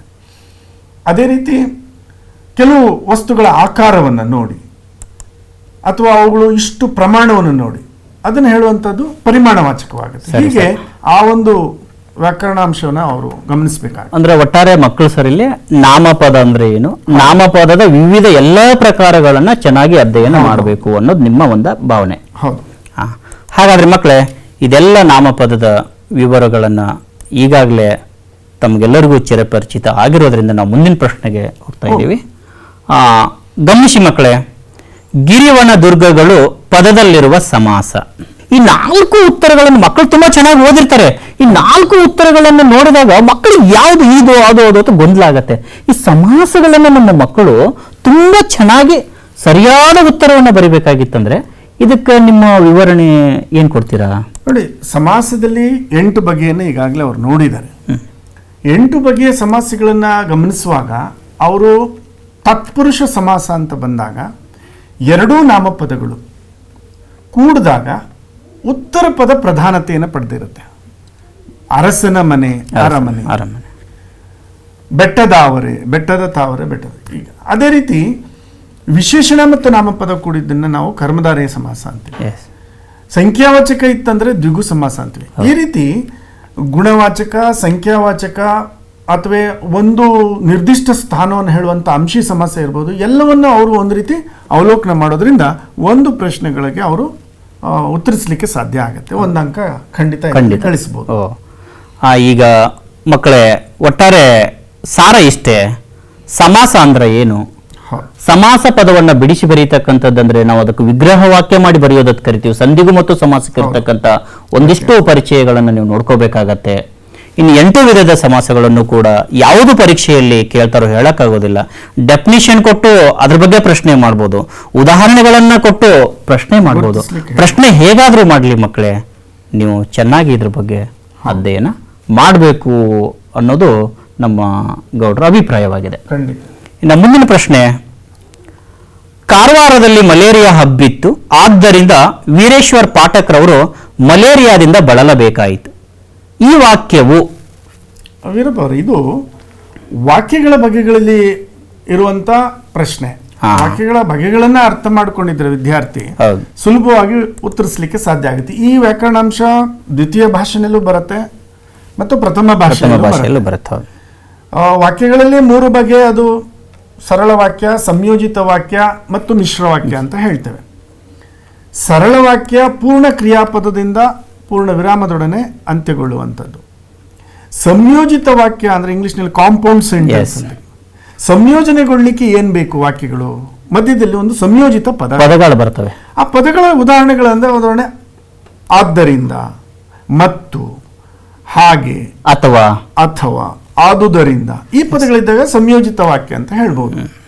ಮತ್ತೆ ಮಿಶ್ರ ವಾಕ್ಯ ಅಂತ ಹೇಳಿ ಅವರು ಪ್ರಶ್ನೆಯನ್ನು ಗುರುತಿಸಬೇಕಾದ್ರೆ ಒಂದು ಪ್ರಧಾನ ವಾಕ್ಯದ ಅಡಿಯಲ್ಲಿ ಉಪವಾಕ್ಯಗಳು ಬರ್ತದೆ. ಅಂದ್ರೆ ಉಪವಾಕ್ಯಗಳನ್ನು ಮಾತ್ರ ಓದ್ಕೊಂಡ್ರೆ ನಮಗೆ ಅರ್ಥಗ್ರಹಿಕೆ ಆಗೋದಿಲ್ಲ. ಪ್ರಧಾನ ವಾಕ್ಯದ ಬೇಕೇ ಬೇಕಾಗುತ್ತೆ. ಅಂತ ಉದಾಹರಣೆಗಳು ಗಮನಿಸಿದಾಗ ನಾವು ಅದನ್ನು ಮಿಶ್ರ ವಾಕ್ಯ ಅಂತ ಕರಿತೇವೆ. ಒಟ್ಟಾರೆ ವಾಕ್ಯ ಅಂದ್ರೆ ಏನು? ವಾಕ್ಯಗಳಲ್ಲಿರ್ತಕ್ಕಂಥ 3 ಬಗೆಗಳನ್ನು ನೀವು ಅದರ ಡೆಫಿನಿಷನು ಮತ್ತು ಉದಾಹರಣೆಗಳನ್ನು ಗಮನಿಸಿದ್ದೆ ಆದರೆ ಇಲ್ಲಿ ಬರುವ ಪ್ರಶ್ನೆಗಳಿಗೆ ನೀವು ಸುಲಭವಾಗಿ ಉತ್ತರಗಳನ್ನು ಬರಿಬೋದು ಮಕ್ಕಳೇ. ಅಲ್ಲೇನೆ ಯಾವ ವರ್ಷ ಯಾವ ರೀತಿ ಪ್ರಶ್ನೆ ಕೇಳಿದಾನೆ ಅನ್ನೋದು ಕೂಡ, ಯಾವುದಕ್ಕೆ ಆದ್ಯತೆ ಕೊಟ್ಟಿದ್ದಾನೆ ಅನ್ನೋದು ಕೂಡ ನಾವು ನಿಮಗಲ್ಲಿ ತೋರಿಸ್ತಾ ಹೋಗ್ತಾ ಇದ್ದೀವಿ. ನೀವು ಚೆನ್ನಾಗಿ ಅರ್ಥ ಮಾಡ್ಕೋಬೇಕು ವಿದ್ಯಾರ್ಥಿಗಳೇ. ಇನ್ನು 6ನೇ ಪ್ರಶ್ನೆ, ಬಹು ಆಯ್ಕೆ ಮಾದರಿಯ ಕೊನೆಯ ಪ್ರಶ್ನೆ ಅಂತೇಳಿ ನಾವು ಅನ್ಕೋತಾ ಇದ್ದೀವಿ. ಸಂಬಂಧಾರ್ಥ ಕಾವ್ಯಕ್ಕೆ ಉದಾಹರಣೆಯಾದ ಪದವಿದು.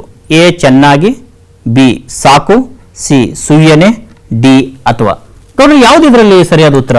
ಸಂಬಂಧಾರ್ಥಕ ಅವ್ಯಯ ಅಥವಾ ಅಂತಿದೆ. ಈಗ ನಾವು ಮುಖ್ಯವಾಗಿ ಗಮನಿಸಬೇಕಾಗಿರೋದು ಅವ್ಯಯ ಅಂದ್ರೆ ಏನು ಅಂತೇಳಿ.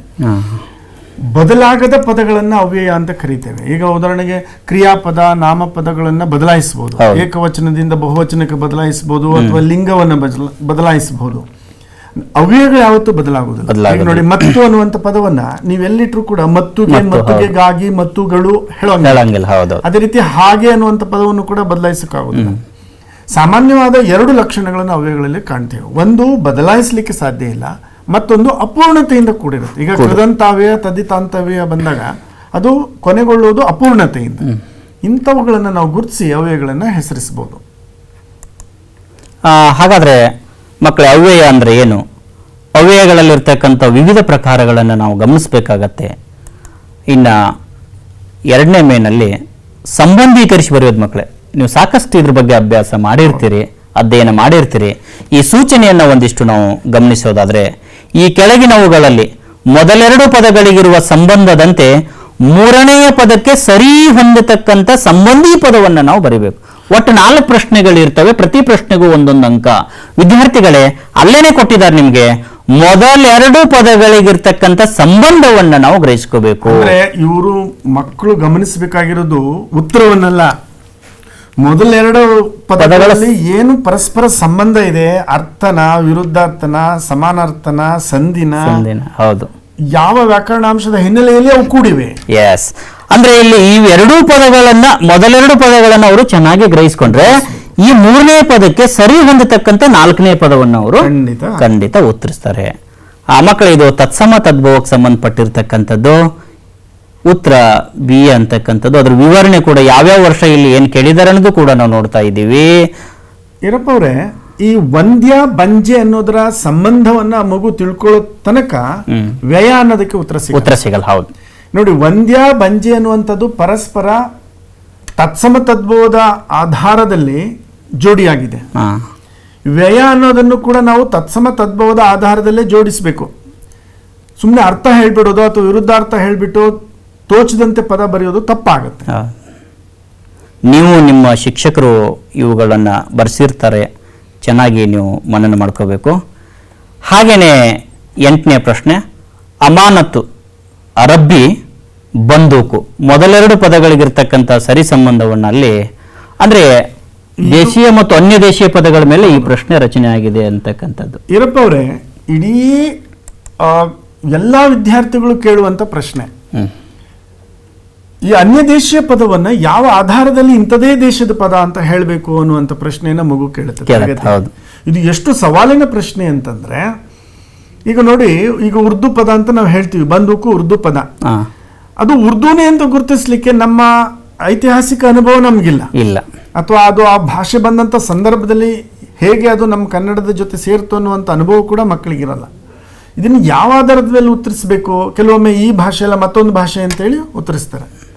ಅದಕ್ಕಾಗಿ ಇದಕ್ಕೆ ಸೂಕ್ತವಾದಂಥ ಒಂದು ಆಲೋಚನೆ ಮಗುಗೆ ಹೇಗೆ ಬರಬೇಕು ಅಂತಂದ್ರೆ, ಯಾವ ಭಾಷೆಯ ಪದಗಳು ಎಷ್ಟಿವೆ ಪಠ್ಯಪುಸ್ತಕದಲ್ಲಿ ಒಂದು ಕಡೆ ಕಲೆ ಹಾಕೊಂಡು ಇದೆ, ಅದನ್ನ ಅವರು ಪುನರ್ಮನನ ಮಾಡ್ಕೊಳ್ತಾ ಹೋದ್ರೆ ಉತ್ತರಿಸಲಿಕ್ಕೆ ಸರಳ. ಈ ಎಷ್ಟು ಸಾರಿ ಓದಿದ್ರು ಗೌಡ್ರೆ, ಇದು ಈ ದೇಶೀಯ ಮತ್ತು ಅನ್ಯ ದೇಶೀಯ ಪದಗಳನ್ನ ಮತ್ತೆ ಮತ್ತೆ ಓದ್ಬೇಕನ್ಸತ್ತೆ. ಅವಾಗ ಈ ಕಥೆ ರೂಪದಲ್ಲಿ ಇದನ್ನ ನೆನಪಿಡ್ತಕ್ಕಂಥ ಕೆಲವೊಂದು ಟೆಕ್ನಿಕ್ ಕೆಲವೊಂದು ಶಿಕ್ಷಕರು ಹೇಳಿಕೊಟ್ಟಿದ್ದಾರೆ, ಕೆಲವರು ಹಾಡನ್ನು ಮಾಡಿದ್ದಾರೆ. ಹೌದೌದು. ಅವನ್ನೆಲ್ಲ ನಾವು ಕೇಳಬೇಕು. ವಿವಿಧ ಬಗೆಯಲ್ಲಿ ನಮ್ಮ ಬೋಧನೆ ಕಲಿಕೆ ಆಗ್ಬೇಕು ಅಂದಾಗ ಮತ್ತೆ ಮತ್ತೆ ಕೇಳೋದ್ರಿಂದ ಆ ಪ್ರಶ್ನೆಗೆ ಸರಳವಾಗಿ ಗುರುತಿಸಬಹುದು. ಅವ್ರು ಇಲ್ಲೊಂದು ವಿಚಾರ ತಿಳ್ಕೊಳ್ಬೇಕು. ನಾವು ಇಡೀ 100ಕ್ಕೆ 100 ಅಂಕಗಳನ್ನು ಗಳಿಸುವಂತ ಉತ್ಸಾಹದಲ್ಲಿರುವಂತ ಮಗು ಈ ಅಂಶದಲ್ಲಿ ಯಶಸ್ವಿ ಆದ್ರೆ ಖಂಡಿತ 100ಕ್ಕೆ 100 ಅಂಕ ಪಡೆಯಲಿಕ್ಕೆ ಸಾಧ್ಯ. ಇದು ಒಂದೇ ಸವಾಲಿನ ಪ್ರಶ್ನೆ. ಹಾಗಾಗಿ ಈ ತರ ಒಂದು ಪಟ್ಟಿಯನ್ನ ಮಾಡ್ಕೊಳ್ಳೋದ್ರ ಮೂಲಕ ಅವರು ಅಭ್ಯಾಸ ಮಾಡಿದ್ರೆ ಸೂಕ್ತ ಆಗುತ್ತೆ. ಹಾಗೆ ಮಕ್ಕಳೇ, ಈ ರೀತಿ ಇಲ್ಲಿ ಸಂಬಂಧೀಕರಿಸಿ ಬರೀತಕ್ಕಂಥ ಪದಗಳು, ಇದು ಪದ ಮತ್ತು ಪದದ ಅರ್ಥಕ್ಕೆ ಸಂಬಂಧಪಟ್ಟಿರತಕ್ಕಂಥ ಪ್ರಶ್ನೆಯನ್ನ ಕೇಳಿದರೆ ಅದ್ರ ಉತ್ತರ ನೀವು ಗಮನಿಸ್ಕೋಬೇಕಾಗತ್ತೆ.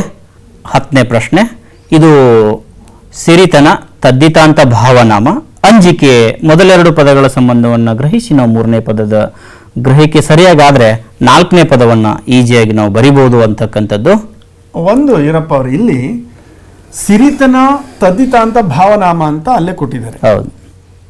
ಅಂಜಿಕೆ ಅನ್ನೋದು ಏನಂತೇಳಿ ಅವರ ಉತ್ತರ ಮಗುವಿನಿಂದ ಉತ್ತರವನ್ನು ನಿರೀಕ್ಷೆ ಮಾಡ್ತಿದ್ದಾರೆ. ಆ ಮಗು ಈ ಪ್ರಶ್ನೆಗೆ ಉತ್ತರಿಸಬೇಕಾದ್ರೆ ಮುಖ್ಯವಾಗಿ ಕೃದಂತವನ್ನ ಸರಿಯಾಗಿ ಅಧ್ಯಯನ ಮಾಡಬೇಕು, ತದ್ದಿತಾಂತವನ್ನ ತಿಳ್ಕೊಂಡಿರಬೇಕು. ಕೃದಂತ ಅನ್ನೋ ಎಲ್ಲಾ ಪದಗಳು ಕೂಡ ಕ್ರಿಯೆ ಧಾತುವಿನಿಂದ ಆರಂಭಗೊಂಡಿರ್ತವೆ. ತದ್ದಿತಾಂತ ಅನ್ನುವಂತ ಎಲ್ಲ ಪದಗಳು ಕೂಡ ನಾಮದ ಧಾತುವಿನಿಂದ ಅಥವಾ ನಾಮ ಪ್ರಕೃತಿಯಿಂದ ಪ್ರಾರಂಭಗೊಂಡಿರುತ್ತೆ. ವ್ಯತ್ಯಾಸ. ಒಟ್ಟಾರೆ ಗೌಡ್ರೆ ಹಾಗಿದ್ರೆ ತದ್ದಿತಾಂತ ಮತ್ತು ಕೃದಂತದ ಸಂಪೂರ್ಣ ಪರಿಚಯ ಮಕ್ಕಳಿಗೆ ಇರಬೇಕು. ಆ ವಿದ್ಯಾರ್ಥಿಗಳೇ, 3ನೇ ಮೇನಲ್ಲಿ ಈ ಕೆಳಗಿನ ಪ್ರತಿಯೊಂದು ಪ್ರಶ್ನೆಗೆ ಒಂದೊಂದು ವಾಕ್ಯದಲ್ಲಿ ಉತ್ತರ ಬರೆಯಿರಿ. ಒಟ್ಟು 7 ಪ್ರಶ್ನೆಗಳಿರ್ತವೆ, ಪ್ರತಿ ಪ್ರಶ್ನೆಗೂ 1 ಅಂಕ. 7 ಪ್ರಶ್ನೆಗಳಲ್ಲಿ 4 ಗದ್ಯದಿಂದ, 2 ಪದ್ಯದಿಂದ, ಒಂದು ಪಠ್ಯಪೂರಕ ಅಧ್ಯಯನ. ಪಠ್ಯಪೂರಕ ಅಥವಾ ಪಠ್ಯಪೋಷಕ. ಇದೇ ಗದ್ಯದಲ್ಲಿ, ಇದೇ ಪದ್ಯದಲ್ಲಿ, ಇದೇ ಪಠ್ಯಪೂರಕ ಅಧ್ಯಯನದಲ್ಲಿ ಬರ್ತದೆ. ಈ ವರ್ಷ ನಾವು ಎಲ್ಲವನ್ನು ಚೆನ್ನಾಗಿ ಪದ್ಯಗಳನ್ನು ಓದಬೇಕು. ಪಠ್ಯಪೋಷಕದಲ್ಲೂ ಕೂಡ ಒಂದು ವಾಕ್ಯ ಇಲ್ಲಿ ಪದ್ಯದಲ್ಲಿ ಬರುತ್ತಾ ಪಾಠದಲ್ಲಿ ಬರುತ್ತಾ ಹೇಳುವಾಗಿಲ್ಲ. ಹಾಗಾದ್ರೆ ಮೊದಲನೇ ಪ್ರಶ್ನೆ ಪೂರ್ವ ಸಿದ್ಧತಾ ಪರೀಕ್ಷೆಯಲ್ಲಿ ಕೇಳಿರ್ತಕ್ಕಂಥದ್ದು. 11ನೇ ಪ್ರಶ್ನೆ, ಶ್ರೀರಾಮನಿಗೆ ಸಮರ್ಪಿಸಲು ಶಬರಿ ಏನನ್ನು ಸಂಗ್ರಹಿಸಿದ್ದಳು? ಅಲ್ಲೇ ಮಕ್ಕಳೇ ಉತ್ತರ ನಿಮ್ಗೆಲ್ಲ ಗೊತ್ತಿದೆ. ನಿಮ್ಗೆ ಎಲ್ಲಿ ಮಾಹಿತಿ ಬೇಕೋ ಅದ್ರ ಬಗ್ಗೆ ನಾವು ಹೆಚ್ಚು ಫೋಕಸ್ ಮಾಡ್ತೀವಿ. ಗೊತ್ತಿರೋದನ್ನ ನಿಮ್ ಶಿಕ್ಷಕರು ಈಗಾಗಲೇ ಹೇಳಿರ್ತಾರೆ. 1 ಅಂಕದ ಉತ್ತರಗಳು ಪೂರ್ಣ ವಾಕ್ಯ ರೂಪದಲ್ಲಿ ಇರಬೇಕು. ಅಪೂರ್ಣ ವಾಕ್ಯ ಮಾಡಿ ಬರೆಯ, ಒಂದು ಪದ ಬರೆಯೋದು ಅಥವಾ ಒಂದು ಶಬ್ದ ಬರೆದು ಮುಂದೆ ಹೋಗೋದು ಇದು ವಾಕ್ಯದಲ್ಲಿ ಆಗೋದಿಲ್ಲ. ಹಾಗಾಗಿ ಪೂರ್ಣ ಅಂಕ ಸಿಗೋದಿಲ್ಲ ಇವರಿಗೆ. ಅರ್ಧ ಅಂಕ ಅಂತೂ ಕೊಡೋದಿಲ್ಲ ಮೌಲ್ಯಮಾಪನದಲ್ಲಿ. ಹಾಗಿರುವಾಗ ಒಂದು ವಾಕ್ಯದ ಪ್ರಶ್ನೆಗಳಿಗೆ ಪೂರ್ಣ ವಾಕ್ಯದಲ್ಲಿ ಭಾಷಾ ಸಾಮರ್ಥ್ಯ ಮಗುಗೆ ಬರಬೇಕು. ಅಂದ್ರೆ ರಾಹಿಲನ್ನು ಯಾರೋ ಪ್ರಶ್ನೆ ಕೇಳಿದಾಗ ವೈದ್ಯ ಸೈನಿಕತ್ ಬರೆದ್ರೆ ಉತ್ತರ ಸಿಗಲ್ಲ. ಆಗಿದ್ರೆ ನಾವು ನಿರೀಕ್ಷೆ ಮಾಡಿರೋದು ರಾಹಿಲನ ಹೆಸರನ್ನು ತಿಳಿಲಿಕ್ಕಲ್ಲ, ನೀವು ರಾಹಿಲನು ಯಾರು ಅನ್ನುವುದನ್ನು ವಾಕ್ಯದಲ್ಲಿ ಪರಿಚಯಿಸಬಲ್ರಾ, ಅದು ನಮ್ಮ ಉದ್ದೇಶ. ಅಂದ್ರೆ ಒಟ್ಟಾರೆ ವಾಕ್ಯ ರೂಪದಲ್ಲಿ ಅವರು ಉತ್ತರ ಇರಬೇಕು.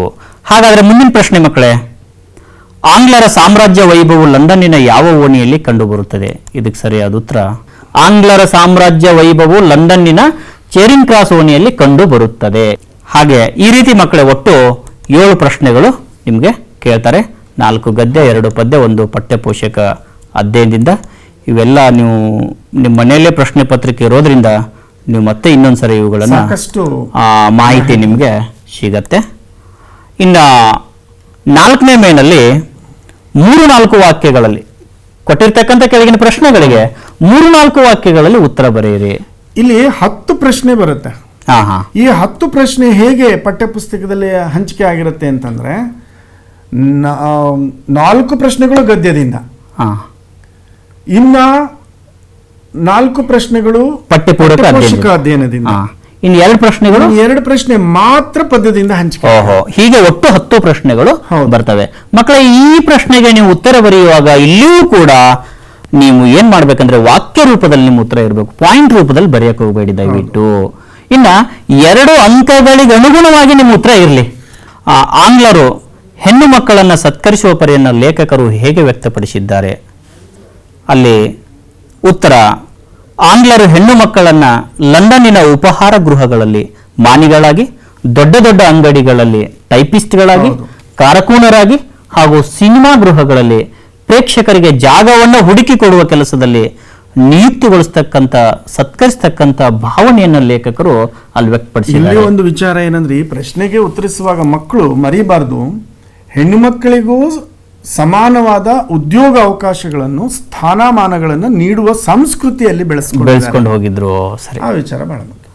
ಮಕ್ಕಳೇ, 19ನೇ ಪ್ರಶ್ನೆ: ಹುಲಿಯು ಹಿಂದಿನಿಂದ ಹಾರಿಕೊಳ್ಳದಿರಲು ಕಾರಣಗಳೇನು? ನೀವೆಲ್ಲ ಕತೆ ಓದಿರ್ತೀರಿ, ಪ್ರಶ್ನೆಗೆ ಉತ್ತರನು ಕಂಡುಕೊಂಡಿರ್ತೀರಿ. ಇನ್ನ 20ನೇ ಪ್ರಶ್ನೆ: ಅರಸ ಋಷಭಾಂಕನು ಆಶ್ಚರ್ಯಗೊಳ್ಳಲು ಕಾರಣವೇನು? ಅದಕ್ಕೆ ಸಂಕ್ಷಿಪ್ತವಾಗಿ ಬರೀಬೇಕು. ಎಸ್, 2 ಅಂಕಕ್ಕೆ ಅಂದ್ರೆ ಕನಿಷ್ಠ ಒಂದು 4-5 ಸಾಲುಗಳಿದ್ರೆ ಸಾಕು. 3-4 ವಾಕ್ಯ ಅಂತ ಹೇಳಿದ್ದಾರೆ. 1 ವಾಕ್ಯ 2 ವಾಕ್ಯ ಹಿಂದೆ ಹೆಚ್ಚು ಕಡಿಮೆ ಆದ್ರೆ ಅಂತಂದ್ರೆ ಇಲ್ಲ.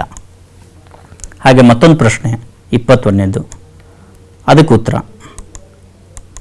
ಹಾಗೆ 22ನೇ ಪ್ರಶ್ನೆ ಪದ್ಯಭಾಗದಿಂದ ಆಯ್ಕೆ ಮಾಡಿಕೊಂಡಿರ್ತಕ್ಕಂಥದ್ದು, ಗಮನಿಸ್ಕೋತಾ ಹೋಗ್ಬೇಕು ನೀವು ಮಕ್ಕಳೇ.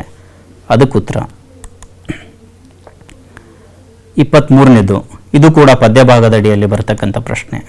ಇದು 2 ಪ್ರಶ್ನೆ ಪದ್ಯಭಾಗ, 2 ಭಾಗಕ್ಕೆ 2 ಪದ್ಯಭಾಗ. ಇನ್ನು ಉಳಿದಂತೆ ಬರೋ ಪ್ರಶ್ನೆ 4 ಗದ್ಯ ಅಧ್ಯಯನಕ್ಕೆ ಸಂಬಂಧಪಟ್ಟ. ಹೌದು, 4 ಗದ್ಯ, 4 ಪಠ್ಯಪೋಷಕ ಅಧ್ಯಯನ, 2 ಪದ್ಯ. ಪಠ್ಯಪೋಷಕ ಅಧ್ಯಯನದಿಂದ ಆಯ್ಕೆ ಮಾಡಿಕೊಂಡಿರ್ತಕ್ಕಂಥ ಪ್ರಶ್ನೆ ಸ್ವಾಮಿ ವಿವೇಕಾನಂದರ ಚಿಂತನೆಗಳು ಅಂತಕ್ಕಂಥ ಗದ್ಯ ಭಾಗದ ಅಡಿಯಲ್ಲಿ. ಅದಕ್ಕೆ ವೀರಪ್ಪ ಅವರೇ, ಒಂದು ಸಂದೇಹ ಮಕ್ಕಳು ಕೇಳುವಂಥದ್ದು ಏನಂದ್ರೆ, ಪಾಠದ ಮಧ್ಯೆ ಪ್ರಶ್ನೆ ಬರುತ್ತಾ 2 ಅಂಕದ ಪ್ರಶ್ನೆ, ಅಥವಾ ಅಭ್ಯಾಸದಲ್ಲಿ ಈಗಾಗಲೇ ಪಠ್ಯಪುಸ್ತಕದಲ್ಲಿ ಇರುವಂಥ ಪ್ರಶ್ನೆಗಳನ್ನೇ ಕೇಳ್ತಾರಾ ಅನ್ನುವಂಥ ಗೊಂದಲ ಇದೆ. ಅದಕ್ಕೆ ತಮ್ಮ ಅಭಿಪ್ರಾಯ?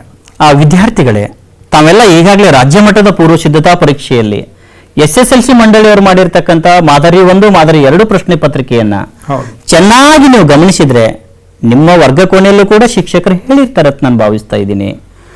ಅಭ್ಯಾಸದ ಹಿಂದುಗಡೆ ಇರುವುದರ ಜೊತೆಗೆ ಗದ್ಯ, ಪದ್ಯ, ಪಠ್ಯಪೂರಕ ಅಧ್ಯಯನದ ಮಧ್ಯೆ ಪ್ರಶ್ನೆ ಬರೋ ಸಂಭಾವ್ಯತೆ ಇದೆ.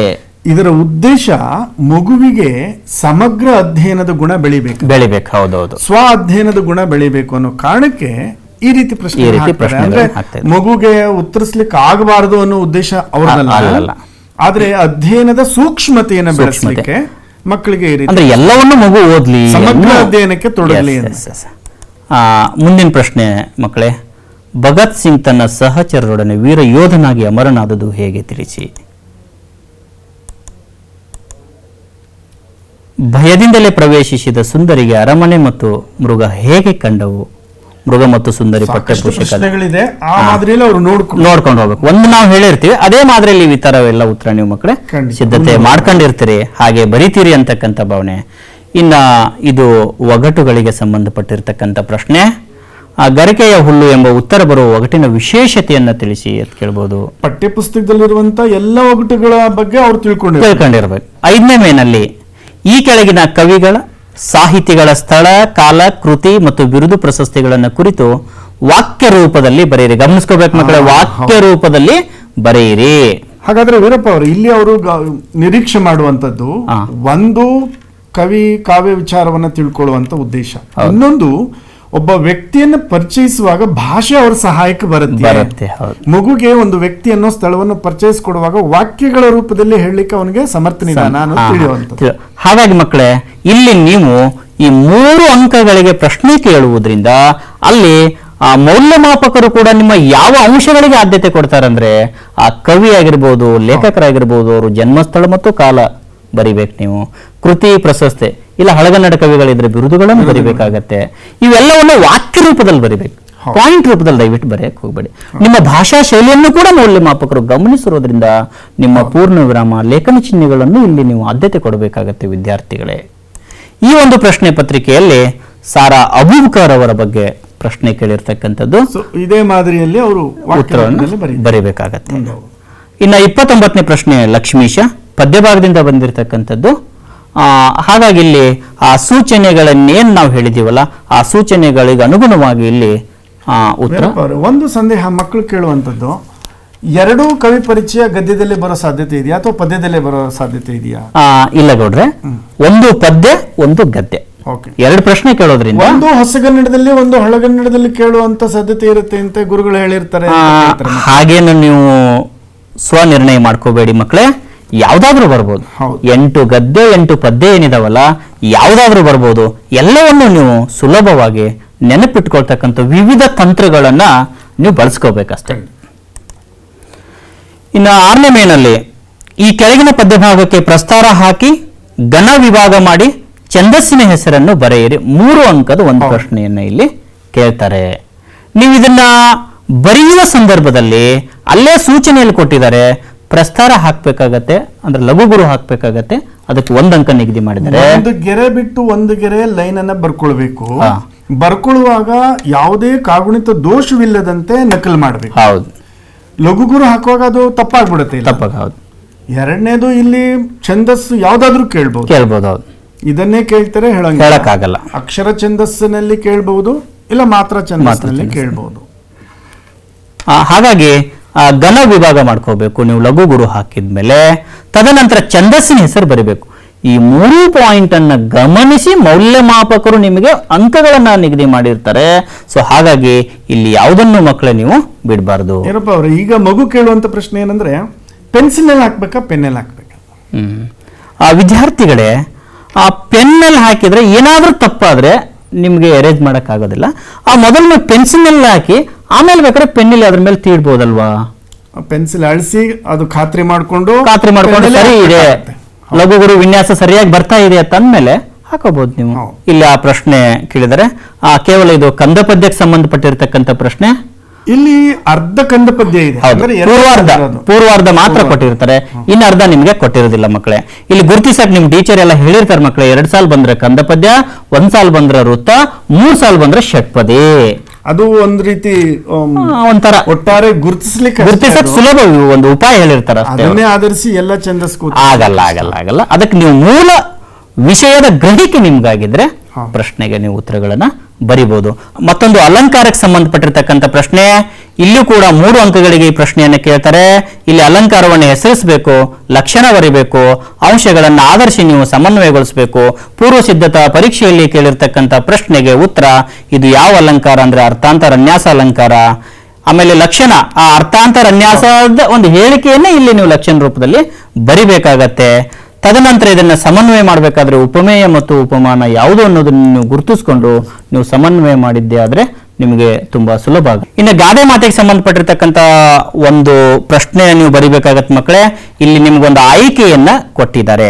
32ನೇ ಪ್ರಶ್ನೆ ಗಾದೆಗಳಿಗೆ ಸಂಬಂಧಪಟ್ಟಿರದ ಹಾಗೆ. ಈ ಗಾದೆ ಮಾತನ್ನು ವಿಸ್ತರಿಸಿ ಬರೆಯುವಾಗ ಗಾದೆಯ ಮಹತ್ವದ ವಿವರಣೆ, ಉದಾಹರಣೆಯೊಂದಿಗೆ ಅರ್ಥ ವಿವರಣೆ, ನಿಮ್ಮ ಭಾಷಾ ಶೈಲಿ ಮತ್ತು ಪದಬಂಧಗಳನ್ನು ಯಾವ ರೀತಿ ನೀವು ಅಲ್ಲಿ ಬಳಸಿದಿರಿ ಅನ್ನೋದು ನಿಮ್ಗೆ ಮುಖ್ಯ ಆಗತ್ತೆ. ಒಂದು ಈ ಗಾದೆಯನ್ನು ವಿವರಿಸುವಾಗ ಮಕ್ಕಳು ಸಾಮಾನ್ಯ ಹೇಳಿಕೆ ಗಾದೆಗಳ ಕುರಿತು ಏನು ತಿಳ್ಕೊಂಡಿದ್ದಾರೆ ಅನ್ನೋದು 1 ಅಂಕ. ಸಂದೇಶ ಏನ್ ನೀಡ್ತಾ ಇದೆ ಮತ್ತೆ ಅದಕ್ಕೆ ಉದಾಹರಣೆಗಳನ್ನು ಈ ರೀತಿ ಆಧಾರವಾಗಿ ಇಟ್ಕೊಂಡು ನೀವು ಗಾದೆ ಮಾತನ್ನ ಬರಿಬೇಕಾಗತ್ತೆ ಮಕ್ಕಳು. ಇಲ್ಲಿ ಶಕ್ತಿಗಿಂತ ಯುಕ್ತಿ ಮೇಲು ಅಂತಕ್ಕಂಥದ್ದು ನಿಮ್ ಗದ್ಯ ಮತ್ತು ಪದ್ಯ ಭಾಗದಲ್ಲೂ ಕೂಡ ಕೆಲವೊಂದು ಪರೋಕ್ಷವಾಗಿ ಬಂದಿರ್ತವೆ. ಅಂತವುಗಳನ್ನ ಪ್ರಶ್ನೆಯನ್ನ ಕೇಳ್ತಾರೆ, ನೀವು ಅದನ್ನ ಇರಬೇಕೇನಿಲ್ಲ, ಪ್ರಚಲಿತ ಗಾದೆಗಳನ್ನು ಕೇಳಬಹುದು, ಯಾವ್ದಾದ್ರು ಕೊಡಬಹುದು. ಸಂದರ್ಭ ಸಹಿತ ಸ್ವಾರಸ್ಯ ಬರೆಯಿರಿ. ಪ್ರತಿ ಸಂದರ್ಭಕ್ಕೂ 3 ಅಂಕ, ಒಟ್ಟು 6 ಪ್ರಶ್ನೆಗಳನ್ನು ಕೇಳ್ತಾರೆ ವಿದ್ಯಾರ್ಥಿಗಳೇ. ಸಂದರ್ಭಕ್ಕೆ ಆಯ್ಕೆ ಜೊತೆಗೆ ಸಂದರ್ಭ ಹೇಳಿ ಸ್ವಾರಸ್ಯ ಹೇಳುವಾಗ ಜಾಣ್ಮೆ ಇದೆ. ಹೌದು. ಒಟ್ಟಾರೆ ಗದ್ಯದಿಂದ 3, ಪದ್ಯದಿಂದ 3, ಒಟ್ಟು 6 ಪ್ರಶ್ನೆಗಳು ಬರ್ತವೆ. ಇವಾಗ ನಿಮ್ಗೆ ಆಯ್ಕೆ, ಸಂದರ್ಭ, ಸ್ವಾರಸ್ಯ ಈ ಹಂತವಾಗಿ ನೀವು ಬರಿತಾ ಹೋದ್ರೆ ನೀವು ಸುಲಭವಾಗಿ ಅಂಕಗಳನ್ನ ಗಳಿಸಬಹುದು. ಈ ರೀತಿ ಒಟ್ಟು 6 ಪ್ರಶ್ನೆಗಳನ್ನ ನಿಮ್ಗೆ ಕೇಳ್ತಾರೆ. ಪಾಠದ ಮಧ್ಯನೂ ಬರುತ್ತೆ. ಹೌದು. ಅಭ್ಯಾಸದಲ್ಲಿರೋದನ್ನ ಮಾತ್ರ ಓದ್ಬೇಕಲ್ಲ, ಅದ್ರ ಜೊತೆಗೆ ಗದ್ಯ ಪದ್ಯದ ಮಧ್ಯನೂ ನೋಡ್ಕೋಬೇಕಾಗತ್ತೆ. ಮತ್ತೆ ಈ ಹಿಂದೆ ಇದ್ದಂತ ಸಂದರ್ಭಗಳು ಈಗ ಹೆಚ್ಚಾಗಿವೆ. ನಾವು ಮೊದಲೆಲ್ಲ 4 ಈಗ 6 ಆಗಿದೆ. ಈಗ 6 ಸಂದರ್ಭ ಕೇಳ್ತಾ ಇರೋ ಉದ್ದೇಶ ಏನಪ್ಪಾ ಅಂದ್ರೆ ಸಮಗ್ರ ಅಧ್ಯಯನಕ್ಕೆ ಅವಕಾಶ ಸಿಗ್ಲಿ. ಒಟ್ಟಾರೆ ಈಗ ಮಕ್ಕಳೇ ಪದ್ಯ ಭಾಗವನ್ನು ಪೂರ್ಣಗೊಳಿಸಿರಿ. 4 ಅಂಕದ ಒಂದು ಪ್ರಶ್ನೆ ಬರುತ್ತೆ. ಅಲ್ಲಿ ಒಟ್ಟು 4 ಸಾಲುಗಳು. ಪ್ರತಿ ಪದ್ಯ ಭಾಗಕ್ಕೂ ಕಂಠಪಾಠ ಇರೋದ್ರಿಂದ ನೀವೆಲ್ಲಾ ಪದ್ಯಗಳ ನಿಗದಿಪಡಿಸಿರ್ತಕ್ಕಂಥ ಚರಣಗಳನ್ನ ಒಟ್ಟು 16 ಭಾಗಗಳಿದೆ. 8 ಕಲೀಲಿ ಅಂತ ಕೆಲವು ಶಿಕ್ಷಕರು ಹೇಳ್ತಾ ಇದ್ದಾರೆ. ಹೌದು. ಆದ್ರೆ ಒಂದೇ ಪದ್ಯದಲ್ಲಿ 2 ಭಾಗಗಳನ್ನು ಕೊಡುವಂತದ್ದಾದ್ರಿಂದ ನಾವು ಬೇರೆ ಬೇರೆ ಪದ್ಯದ ಬೇರೆ ಬೇರೆ ಚರಣಗಳು ಬರುವುದಿಲ್ಲ. ಕೊಟ್ರೆ ಒಂದು ಪದ್ಯದ ಬಹಳ ತುಂಬಾ ಚೆನ್ನಾಗಿರ್ತಕ್ಕಂಥದ್ದು ಒಂದು ಚರಣವನ್ನು ಕಲ್ತ್ರೆ ನೀವು ಪರೀಕ್ಷೆಯಲ್ಲಿ ಸುಲಭವಾಗಿ ಉತ್ತರಗಳನ್ನ ಪಡ್ಕೋಬಹುದು. ಇಲ್ಲಿ ಕೇಳಿರ್ತಕ್ಕಂಥ ಪ್ರಶ್ನೆ, ಒಂದೇ ಪದ್ಯದ 2 ಚರಣಗಳು ಬರುತ್ತೆ. ಇವೆಲ್ಲ ಕಂಡು ಪಡೆದ ಪದ್ಯಗಳು ಮಕ್ಕಳೇ. ಈ ಕೆಳಗಿನ ಪದ್ಯ ಭಾಗವನ್ನ ಓದಿ ಅರ್ಥ ಮಾಡಿಕೊಂಡು ಅಡಕವಾಗಿರ್ತಕ್ಕಂಥ ಮೌಲ್ಯವನ್ನ ಆಧರಿಸಿ ಸಾರಾಂಶ ಬರೆಯಿರಿ. ವಿದ್ಯಾರ್ಥಿಗಳೇ, ಇಲ್ಲಿ ಸಾರಾಂಶವನ್ನು ಬರೆಯತಕ್ಕಂಥ ಸಂದರ್ಭದಲ್ಲಿ ಈ ವಿಷಯಗಳನ್ನು ನಾವು ಗಮನಿಸ್ಕೋಬೇಕು. ನೋಡಿ, ಸಾರಾಂಶ ಬರೆಯುವಾಗ ಒಂದು ವಿಚಾರ ಮಕ್ಕಳು ಏನು ಗಮನಿಸಬೇಕಂದ್ರೆ, ಈ ಪದ್ಯ ಭಾಗವನ್ನ ಯಾವ ಕಾವ್ಯ ಭಾಗದಿಂದ ಆರಿಸಲಾಗಿದೆ, ಯಾವ ಕಾವ್ಯದಿಂದ ತೆಗೆದುಕೊಳ್ಳಲಾಗಿದೆ, ಯಾವ ಪದ್ಯದಿಂದ ಆರಿಸಿಕೊಳ್ಳಲಾಗಿದೆ ಒಂದು. ಇನ್ನೊಂದು, ಕವಿ ಅಲ್ಲಿ ಏನು ಸಂದೇಶವನ್ನು ನೀಡ್ತಾ ಇದ್ದಾನೆ ಅನ್ನುವಂಥದ್ದನ್ನು ಸಂಕ್ಷಿಪ್ತವಾಗಿ ಹೇಳಿಬಿಟ್ಟು ತದನಂತರ ಒಂದೊಂದು ಪದ ಅಥವಾ ಚರಣವಾರು ವಿವರಣೆಯನ್ನು ಕೊಡೋದು ಸೂಕ್ತ ಆಗುತ್ತೆ. ನೆಕ್ಸ್ಟ್ ಇನ್ನು 8-10 ವಾಕ್ಯದ ಪ್ರಶ್ನೆಗಳು. ಒಟ್ಟು 2 ಪ್ರಶ್ನೆಗಳನ್ನು ಕೇಳ್ತಾರೆ ಮಕ್ಕಳೇ. ಒಂದು ಗದ್ಯ, ಇನ್ನೊಂದು ಪದ್ಯ. ವಿಷಯ ಅಂಶವನ್ನು ಆಧರಿಸಿ 3 ಅಂಕ ಇರುತ್ತೆ. ನಿಮ್ಮ ಭಾಷಾ ಶೈಲಿ ಮತ್ತು ಪದಗಳಿಗೆ 1 ಅಂಕವನ್ನು ನಿಗದಿ ಮಾಡಿರ್ತಾರೆ. ಹೀಗೆ 4 ಅಂಕದ ಪ್ರಶ್ನೆಗೆ ಮೌಲ್ಯಮಾಪಕರು ನಿಮ್ಮನ್ನ ಮೌಲ್ಯವನ್ನ ಮಾಡ್ತಾರೆ. ಈ 8 ವಾಕ್ಯದ ಪ್ರಶ್ನೆಗಳು ಒಂದೇ ಪಾಠದ 2 ಪ್ರಶ್ನೆಗಳು ಬರುತ್ತದೆ. ಹೌದು, ಬೇರೆ ಬೇರೆ ಪಾಠದ 2 ಪ್ರಶ್ನೆಗಳು ಬರೋದಿಲ್ಲ. ಒಂದೇ ಪಾಠದ 2 ಪ್ರಶ್ನೆಗಳು ಬರೋದ್ರಿಂದ ನೀವು ಎಲ್ಲ ಪಾಠಗಳನ್ನು ಚೆನ್ನಾಗಿ ನೋಡ್ಕೊಳ್ಬೇಕಾಗತ್ತೆ. ವಿದ್ಯಾರ್ಥಿಗಳೇ, ಎಲ್ಲ ಗದ್ಯ ಮತ್ತು ಪದ್ಯಗಳನ್ನ ಯಾವ್ದಾದ್ರೂ ಕೊಡ್ಬೋದು. ಇದೇ ಪಾಠದಲ್ಲಿ ಬರುತ್ತೆ, ಇದೇ ಪದ್ಯದಲ್ಲಿ ಬರುತ್ತೆ ಅಂತ ಹೇಳಿ ನಾವು ಯಾವುದು ಹೇಳಕ್ ಆಗೋದಿಲ್ಲ. ಎಲ್ಲವನ್ನು ನೀವು ತುಂಬಾ ಚೆನ್ನಾಗಿ ಪಾಠ ಕೇಳಿರ್ತೀರಿ. ನೀವು ಈ ಪ್ರಶ್ನೆಗೆ ಉತ್ತರ ಬರದೇ ಬರೀತೀರಿ, ನಿಮಗೆ ಯಾವುದೂ ಸಂದೇಹ ಬೇಡ. ಈ ಒಂದು ಪ್ರಶ್ನೆಗೆ ಯಾವ ರೀತಿ ಮಾದರಿ ಉತ್ತರಗಳನ್ನು ಬರೀಬಹುದು ಅನ್ನೋದನ್ನ ನಾವು ತೋರಿಸ್ತಾ ಇದ್ದೀವಿ. ಉತ್ತರದ ಪ್ರಮಾಣ ಕನಿಷ್ಠ ಮತ್ತು ಗರಿಷ್ಠ ಎಷ್ಟು ವಾಕ್ಯಗಳಲ್ಲಿ ಅಲ್ಲ ಹೇಳಿದ್ದಾರೆ ನಿಮ್ಗೆ 8-10 ವಾಕ್ಯದಲ್ಲಿ ಉತ್ತರಿಸಿರಿ. 1-2-3 ವಾಕ್ಯ ಹೆಚ್ಚು ಕಡಿಮೆ ಆದ್ರೆ ಏನಾಗೋದಿಲ್ಲ, ಬರಿತಾ ಹೋದ್ರೆ ಒಟ್ಟಾರೆ ಆ ಕೇಳಿದ ಪ್ರಶ್ನೆಗೆ ಸಮರ್ಥವಾಗಿರ್ತಕ್ಕಂಥ ಉತ್ತರ ನಿಮ್ದು ಬರವಣಿಗೆ ರೂಪದಲ್ಲಿ ಇರಬೇಕು. ಇನ್ನು ಪದ್ಯ ಭಾಗಕ್ಕೆ ಸಂಬಂಧಪಟ್ಟಿರ್ತಕ್ಕಂಥದ್ದು ಹಸಿರು ಪದ್ಯದಿಂದ ಬಂದಿರತಕ್ಕಂಥ ಪ್ರಶ್ನೆ ಬಹು ಮುಖ್ಯವಾಗಿರ್ತಕ್ಕಂಥದ್ದು ಮಕ್ಕಳೇ. ಅಪಠಿತ ಗದ್ಯ ನೀವು ಕೇಳಿರೋದಿಲ್ಲ, ಪ್ರಶ್ನೆ ಪತ್ರಿಕೆ ನೋಡಿದಾಗ ಅದು ಹೊಸದು ಅನ್ಸತ್ ನಿಮಗೆ, ತತ್ಕ್ಷಣ ಓದಿ ಅರ್ಥೈಸಿಕೊಂಡು ಉತ್ತರಿಸಬೇಕು. ಹಾಗಾಗಿ ಗದ್ಯ ಭಾಗವನ್ನು ಮನಸ್ಸಿನಲ್ಲಿ ಓದ್ಕೋಬೇಕು. ಕೊಟ್ಟಿರ್ತಕ್ಕಂಥ 2 ಅಂಕದ 2 ಪ್ರಶ್ನೆ ಕೇಳ್ತಾರೆ, ಅದಕ್ಕೆ ನೀವು ಉತ್ತರ ಇಲ್ಲಿ ಬರಿಬೇಕು. ಇದು ಪೂರ್ವ ಸಿದ್ಧತಾ ಪರೀಕ್ಷೆಯಲ್ಲಿ ಬಂದಿರತಕ್ಕಂಥ ಚಾರ್ಲಿ ಚಾಪ್ಲಿನ್. ಈ ಸಂದರ್ಭದಲ್ಲಿ ವೀರಪ್ಪ ಅವರೇ, ನಾನೊಂದು ವಿದ್ಯಾರ್ಥಿಗಳಿಗೆ ಕೊಡುವಂತ ಒಂದು ಸಲಹೆ ಏನಂದ್ರೆ, ಗದ್ಯ ಭಾಗವನ್ನು ಓದುವ ಮುನ್ನ ಪ್ರಶ್ನೆಗಳನ್ನು ಓದಿಕೊಂಡು ಆನಂತರ ಗದ್ಯ ಭಾಗವನ್ನು ಓದಿದ್ರೆ ಸಮಯ ಉಳಿತಾಯ ಆಗುತ್ತೆ. ಒಂದು ತನ್ನ ಮನಸ್ಸಿನಲ್ಲಿ ತನಗೇನೋ ಬೇಕಿದೆ ಅನ್ನೋ ಒಂದು ಉದ್ದೇಶಪೂರ್ವಕ ಓದುವ. ಪ್ರಶ್ನೆಗಳನ್ನು ಓದದೆ ಗದ್ಯ ಭಾಗವನ್ನು ಓದುವಾಗ ಏನಾಗುತ್ತೆ, ತನಗೇನು ಬೇಕಿತ್ತು ಅನ್ನುವಂತ ಅಂಶಗಳು ಆನಂತರ ತಿಳಿಯುತ್ತೆ.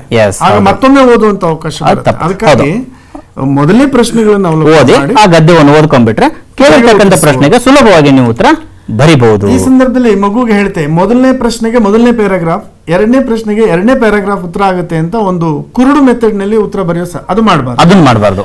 ಅದಕ್ಕಾಗಿ ಏನ್ ಮಾಡಿರ್ತಾರೆ, ಪ್ರಶ್ನೆಗಳನ್ನು ಅದಲು ಬದಲು ಹೀಗೆ ಎಂದು ನೋಡಿದ್ರೆ ನಾವು ಮಾದರಿ ಪ್ರಶ್ನೆ ಪತ್ರಿಕೆಯಲ್ಲಿ ಹಾಗಾಗುತ್ತೆ. ಈ ರೀತಿ ಮಾದರಿ ಉತ್ತರಗಳನ್ನು ಮಕ್ಕಳೇ ನೀವು ಬರೀಬಹುದು. ಇನ್ನ ಪತ್ರ ಬರಹ, ನಿಮ್ಗೆ ಮಕ್ಕಳೇ ಇಲ್ಲಿ 2 ವಿಧದ ಪತ್ರಗಳನ್ನ ಕೇಳಿರ್ತಾರೆ. ಒಂದು ವ್ಯವಹಾರಿಕ ಪತ್ರ, ಒಂದು ಖಾಸಗಿ ಪತ್ರ. ಅಲ್ಲಿ ಅವರೇ ಅಡ್ಡಿರ್ತಾರೆ, ನೀವು ಯಾವುದೇ ಕಾರಣಕ್ಕೂ ನಿಮ್ಮ ಹೆಸರು ಹಾಕಬಾರದು.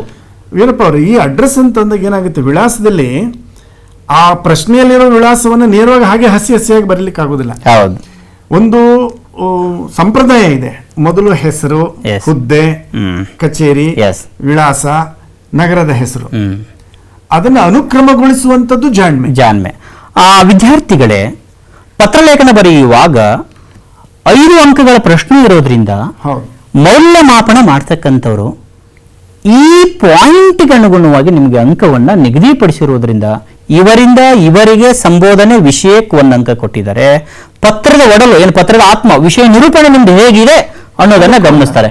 ಇನ್ನು ವಂದನೆಗಳೊಂದಿಗೆ ಮುಕ್ತಾಯ, ಇಂತಿ, ಸ್ಥಳ, ದಿನಾಂಕಕ್ಕೆ 1 ಅಂಕ. ಇನ್ನು ಭಾಷಾ ಶೈಲಿ, ಪದ ಬಳಕೆಗೆ, ವಿನ್ಯಾಸಕ್ಕೂ ಕೂಡ 1 ಅಂಕಗಳನ್ನು. ಈ ಸಂದರ್ಭದಲ್ಲಿ ಒಂದು ಸಲಹೆ ಇದೆ ಮಕ್ಕಳಿಗೆ, ಪತ್ರವನ್ನು ಬರೆಯುವಾಗ ಒಂದು ಹೊಸ ಪುಟವನ್ನು ಆಯ್ಕೆ ಮಾಡ್ಕೊಳ್ಳೋದು Yes, ಸೂಕ್ತ. ಹೌದೌದು. ಯಾಕೆಂದ್ರೆ ಅದು ಪತ್ರದ ಚೌಕಟ್ಟು ಇದೆಯಲ್ಲ ಅದು ಸುಂದರವಾಗಿ ಇಲ್ಲಿ ಅರ್ಧ ಪತ್ರ ಇನ್ನೊಂದು ಅರ್ಧ ಪತ್ರ ಬರೆಯೋದು ಬೇಡ. ಮತ್ತೆ ಪತ್ರವನ್ನ ಬರೆಯುವಾಗ ಲೇಖನ ಚಿಹ್ನೆಗಳನ್ನ ಹೆಚ್ಚು ಒತ್ತು ಕೊಟ್ಟು ಸೂಕ್ತವಾಗಿ ಬಳಸಬೇಕು. ಇಲ್ಲಿ ಆ ಪ್ರಶ್ನೆಗೆ ನಾವು ಮಾದರಿ ಯಾವ ರೀತಿ ವಿದ್ಯಾರ್ಥಿಗಳು ಗಮನಿಸಬೇಕು, ಆ ಪತ್ರವನ್ನ ವಿವಿಧ 3-4 ರೀತಿ ಮಾದರಿಯಲ್ಲಿ ಬರೀತಾರೆ.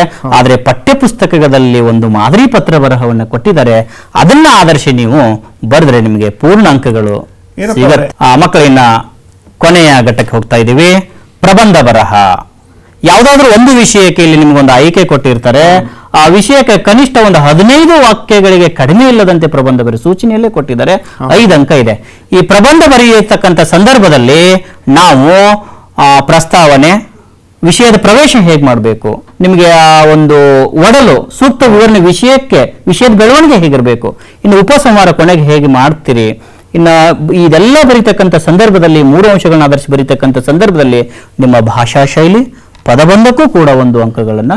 ವಿದ್ಯಾರ್ಥಿಗಳೇ, ಇಲ್ಲಿ ತನಕ ನೀವು ರಾಜ್ಯ ಮಟ್ಟದ ಪೂರ್ವ ಸಿದ್ಧತಾ ಪರೀಕ್ಷೆಯ ಪ್ರಶ್ನೆ ಪತ್ರಿಕೆ ಹೇಗಿತ್ತು, ಹೇಗೆ ಬರಿಬೇಕು, ಪ್ರಶ್ನೆಗಳು ಹೇಗೆ ಬಂದಿದ್ದು, ಯಾವ ಭಾಗದಿಂದ ಯಾವ ರೀತಿ ಪ್ರಶ್ನೆ ಕೇಳ್ತಾರೆ, ನಮ್ಮಿಬ್ಬರ ಒಂದು ಸಂವಾದದಿಂದ ನೀವು ತುಂಬಾ ಚೆನ್ನಾಗಿ ಮನನ ಮಾಡಿಕೊಂಡಿದ್ದೀರಿ ಅಂತ ಹೇಳಿ ನಾವು ಭಾವಿಸ್ತೀವಿ. ಪ್ರಶ್ನೆ ಪತ್ರಿಕೆ ಸರಳವಾಗಿರುತ್ತೆ, ಭಯಪಡೋ ಆತಂಕ ಇಲ್ಲ. ಜೊತೆಗೆ ಮಕ್ಕಳು ಆತ್ಮವಿಶ್ವಾಸದಿಂದ ಉತ್ತರ ಬರೀಬೇಕು. ಪರೀಕ್ಷೆ ಅನ್ನೋದು ಅವರಿಗೆ ಸಂಭ್ರಮ ಆಗಬೇಕು. ಸಾಕಷ್ಟು ಸಮಯ ಇದೆ, ಅಭ್ಯಾಸ ಮಾಡಿ, ಗೊಂದಲಗಳಿದ್ರೆ ಗುರುಗಳನ್ನು ಭೇಟಿ ಮಾಡಿ, ಮತ್ತೆ ಸಾಕಷ್ಟು ಮಾಹಿತಿಗಳು ಜಾಲತಾಣದಲ್ಲಿ ಸಿಗ್ತಾ ಇದೆ, ಅವಲೋಕನ ಮಾಡಿ. ನಿಮಗೆ ಯಶಸ್ಸು ಸಿಗಲಿ. ಪ್ರಥಮ ಭಾಷೆಯಲ್ಲಿ ಅತ್ಯುತ್ತಮವಾದಂಥ ಫಲಿತಾಂಶ ನಾಡಿನಲ್ಲಿ ಎಲ್ಲ ಮಕ್ಕಳು ತಂದು ಕೊಡ್ತಾರೆ ಅನ್ನುವಂಥ ನಂಬಿಕೆ ನಮಗಿದೆ. ಮಕ್ಕಳ ಈಗಾಗಲೇ ಸಾಕಷ್ಟು ಮಾದರಿ ಪ್ರಶ್ನೆ ಪತ್ರಿಕೆಗಳು, ಸಾಕಷ್ಟು ವಿಷಯ ಸಂಪನ್ಮೂಲ ಶಿಕ್ಷಕರು ನಿಮ್ಗೆ ವಾಟ್ಸ್ಆಪ್ ಮೂಲಕ, ಈ ಸಾಮಾಜಿಕ ಜಾಲತಾಣಗಳ ಮೂಲಕ, ವೆಬ್ಸೈಟ್ಗಳ ಮೂಲಕ ಸಾಕಷ್ಟು ಕೊಟ್ಟಿದ್ದಾರೆ.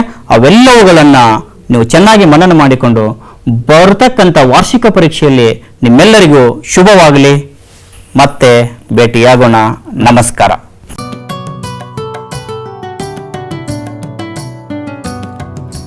ಭೀತಿ ತೊರೆಯುವ ನಾವು ಪರೀಕ್ಷೆ ಬರೆಯುವ, ಪರೀಕ್ಷಾವಾಣಿಯ ನಾವು ನೋಡಿ ಕಲಿಯುವ. ಖಾಲಿ ಜಾಗ ಭರ್ತಿ ಮಾಡಿ ಹೊಂದಿಸಿ ಬರೆದು ಲೆಕ್ಕ ಮಾಡಿ, ಚಿತ್ರ ಬರೆದು ಭಾಗವ ಹೆಸರಿಸಿ ಎಲ್ಲ ಪ್ರಶ್ನೆಗೂ ಉತ್ತರಿಸಿ. ಪಾಸು ಫೇಲು ಗೆಲುವು ಸೋಲು ಜೀವನ ಎಲ್ಲಕ್ಕಿಂತ ಮಿಗಿಲು. ಅಂಕಗಳೆಂದರೆ ಮೇಲಿನ ತೊಗಟೆ, ವಿದ್ಯೆ ಅದರ ಒಳಗಿನ ತಿರುಳು. ಭೀತಿ ತೊರೆಯುವ ನಾವು ಪರೀಕ್ಷೆ ಬರೆಯುವ, ಪರೀಕ್ಷಾವಾಣಿಯ ನಾವು ನೋಡಿ ಕಲಿಯುವ. ಪರೀಕ್ಷಾವಾಣಿಯ ನಾವು ನೋಡಿ ಕಲಿಯುವ, ಪರೀಕ್ಷಾವಾಣಿಯ ನಾವು ನೋಡಿ ಕಲಿಯುವ. ಪರೀಕ್ಷಾವಾಣಿ.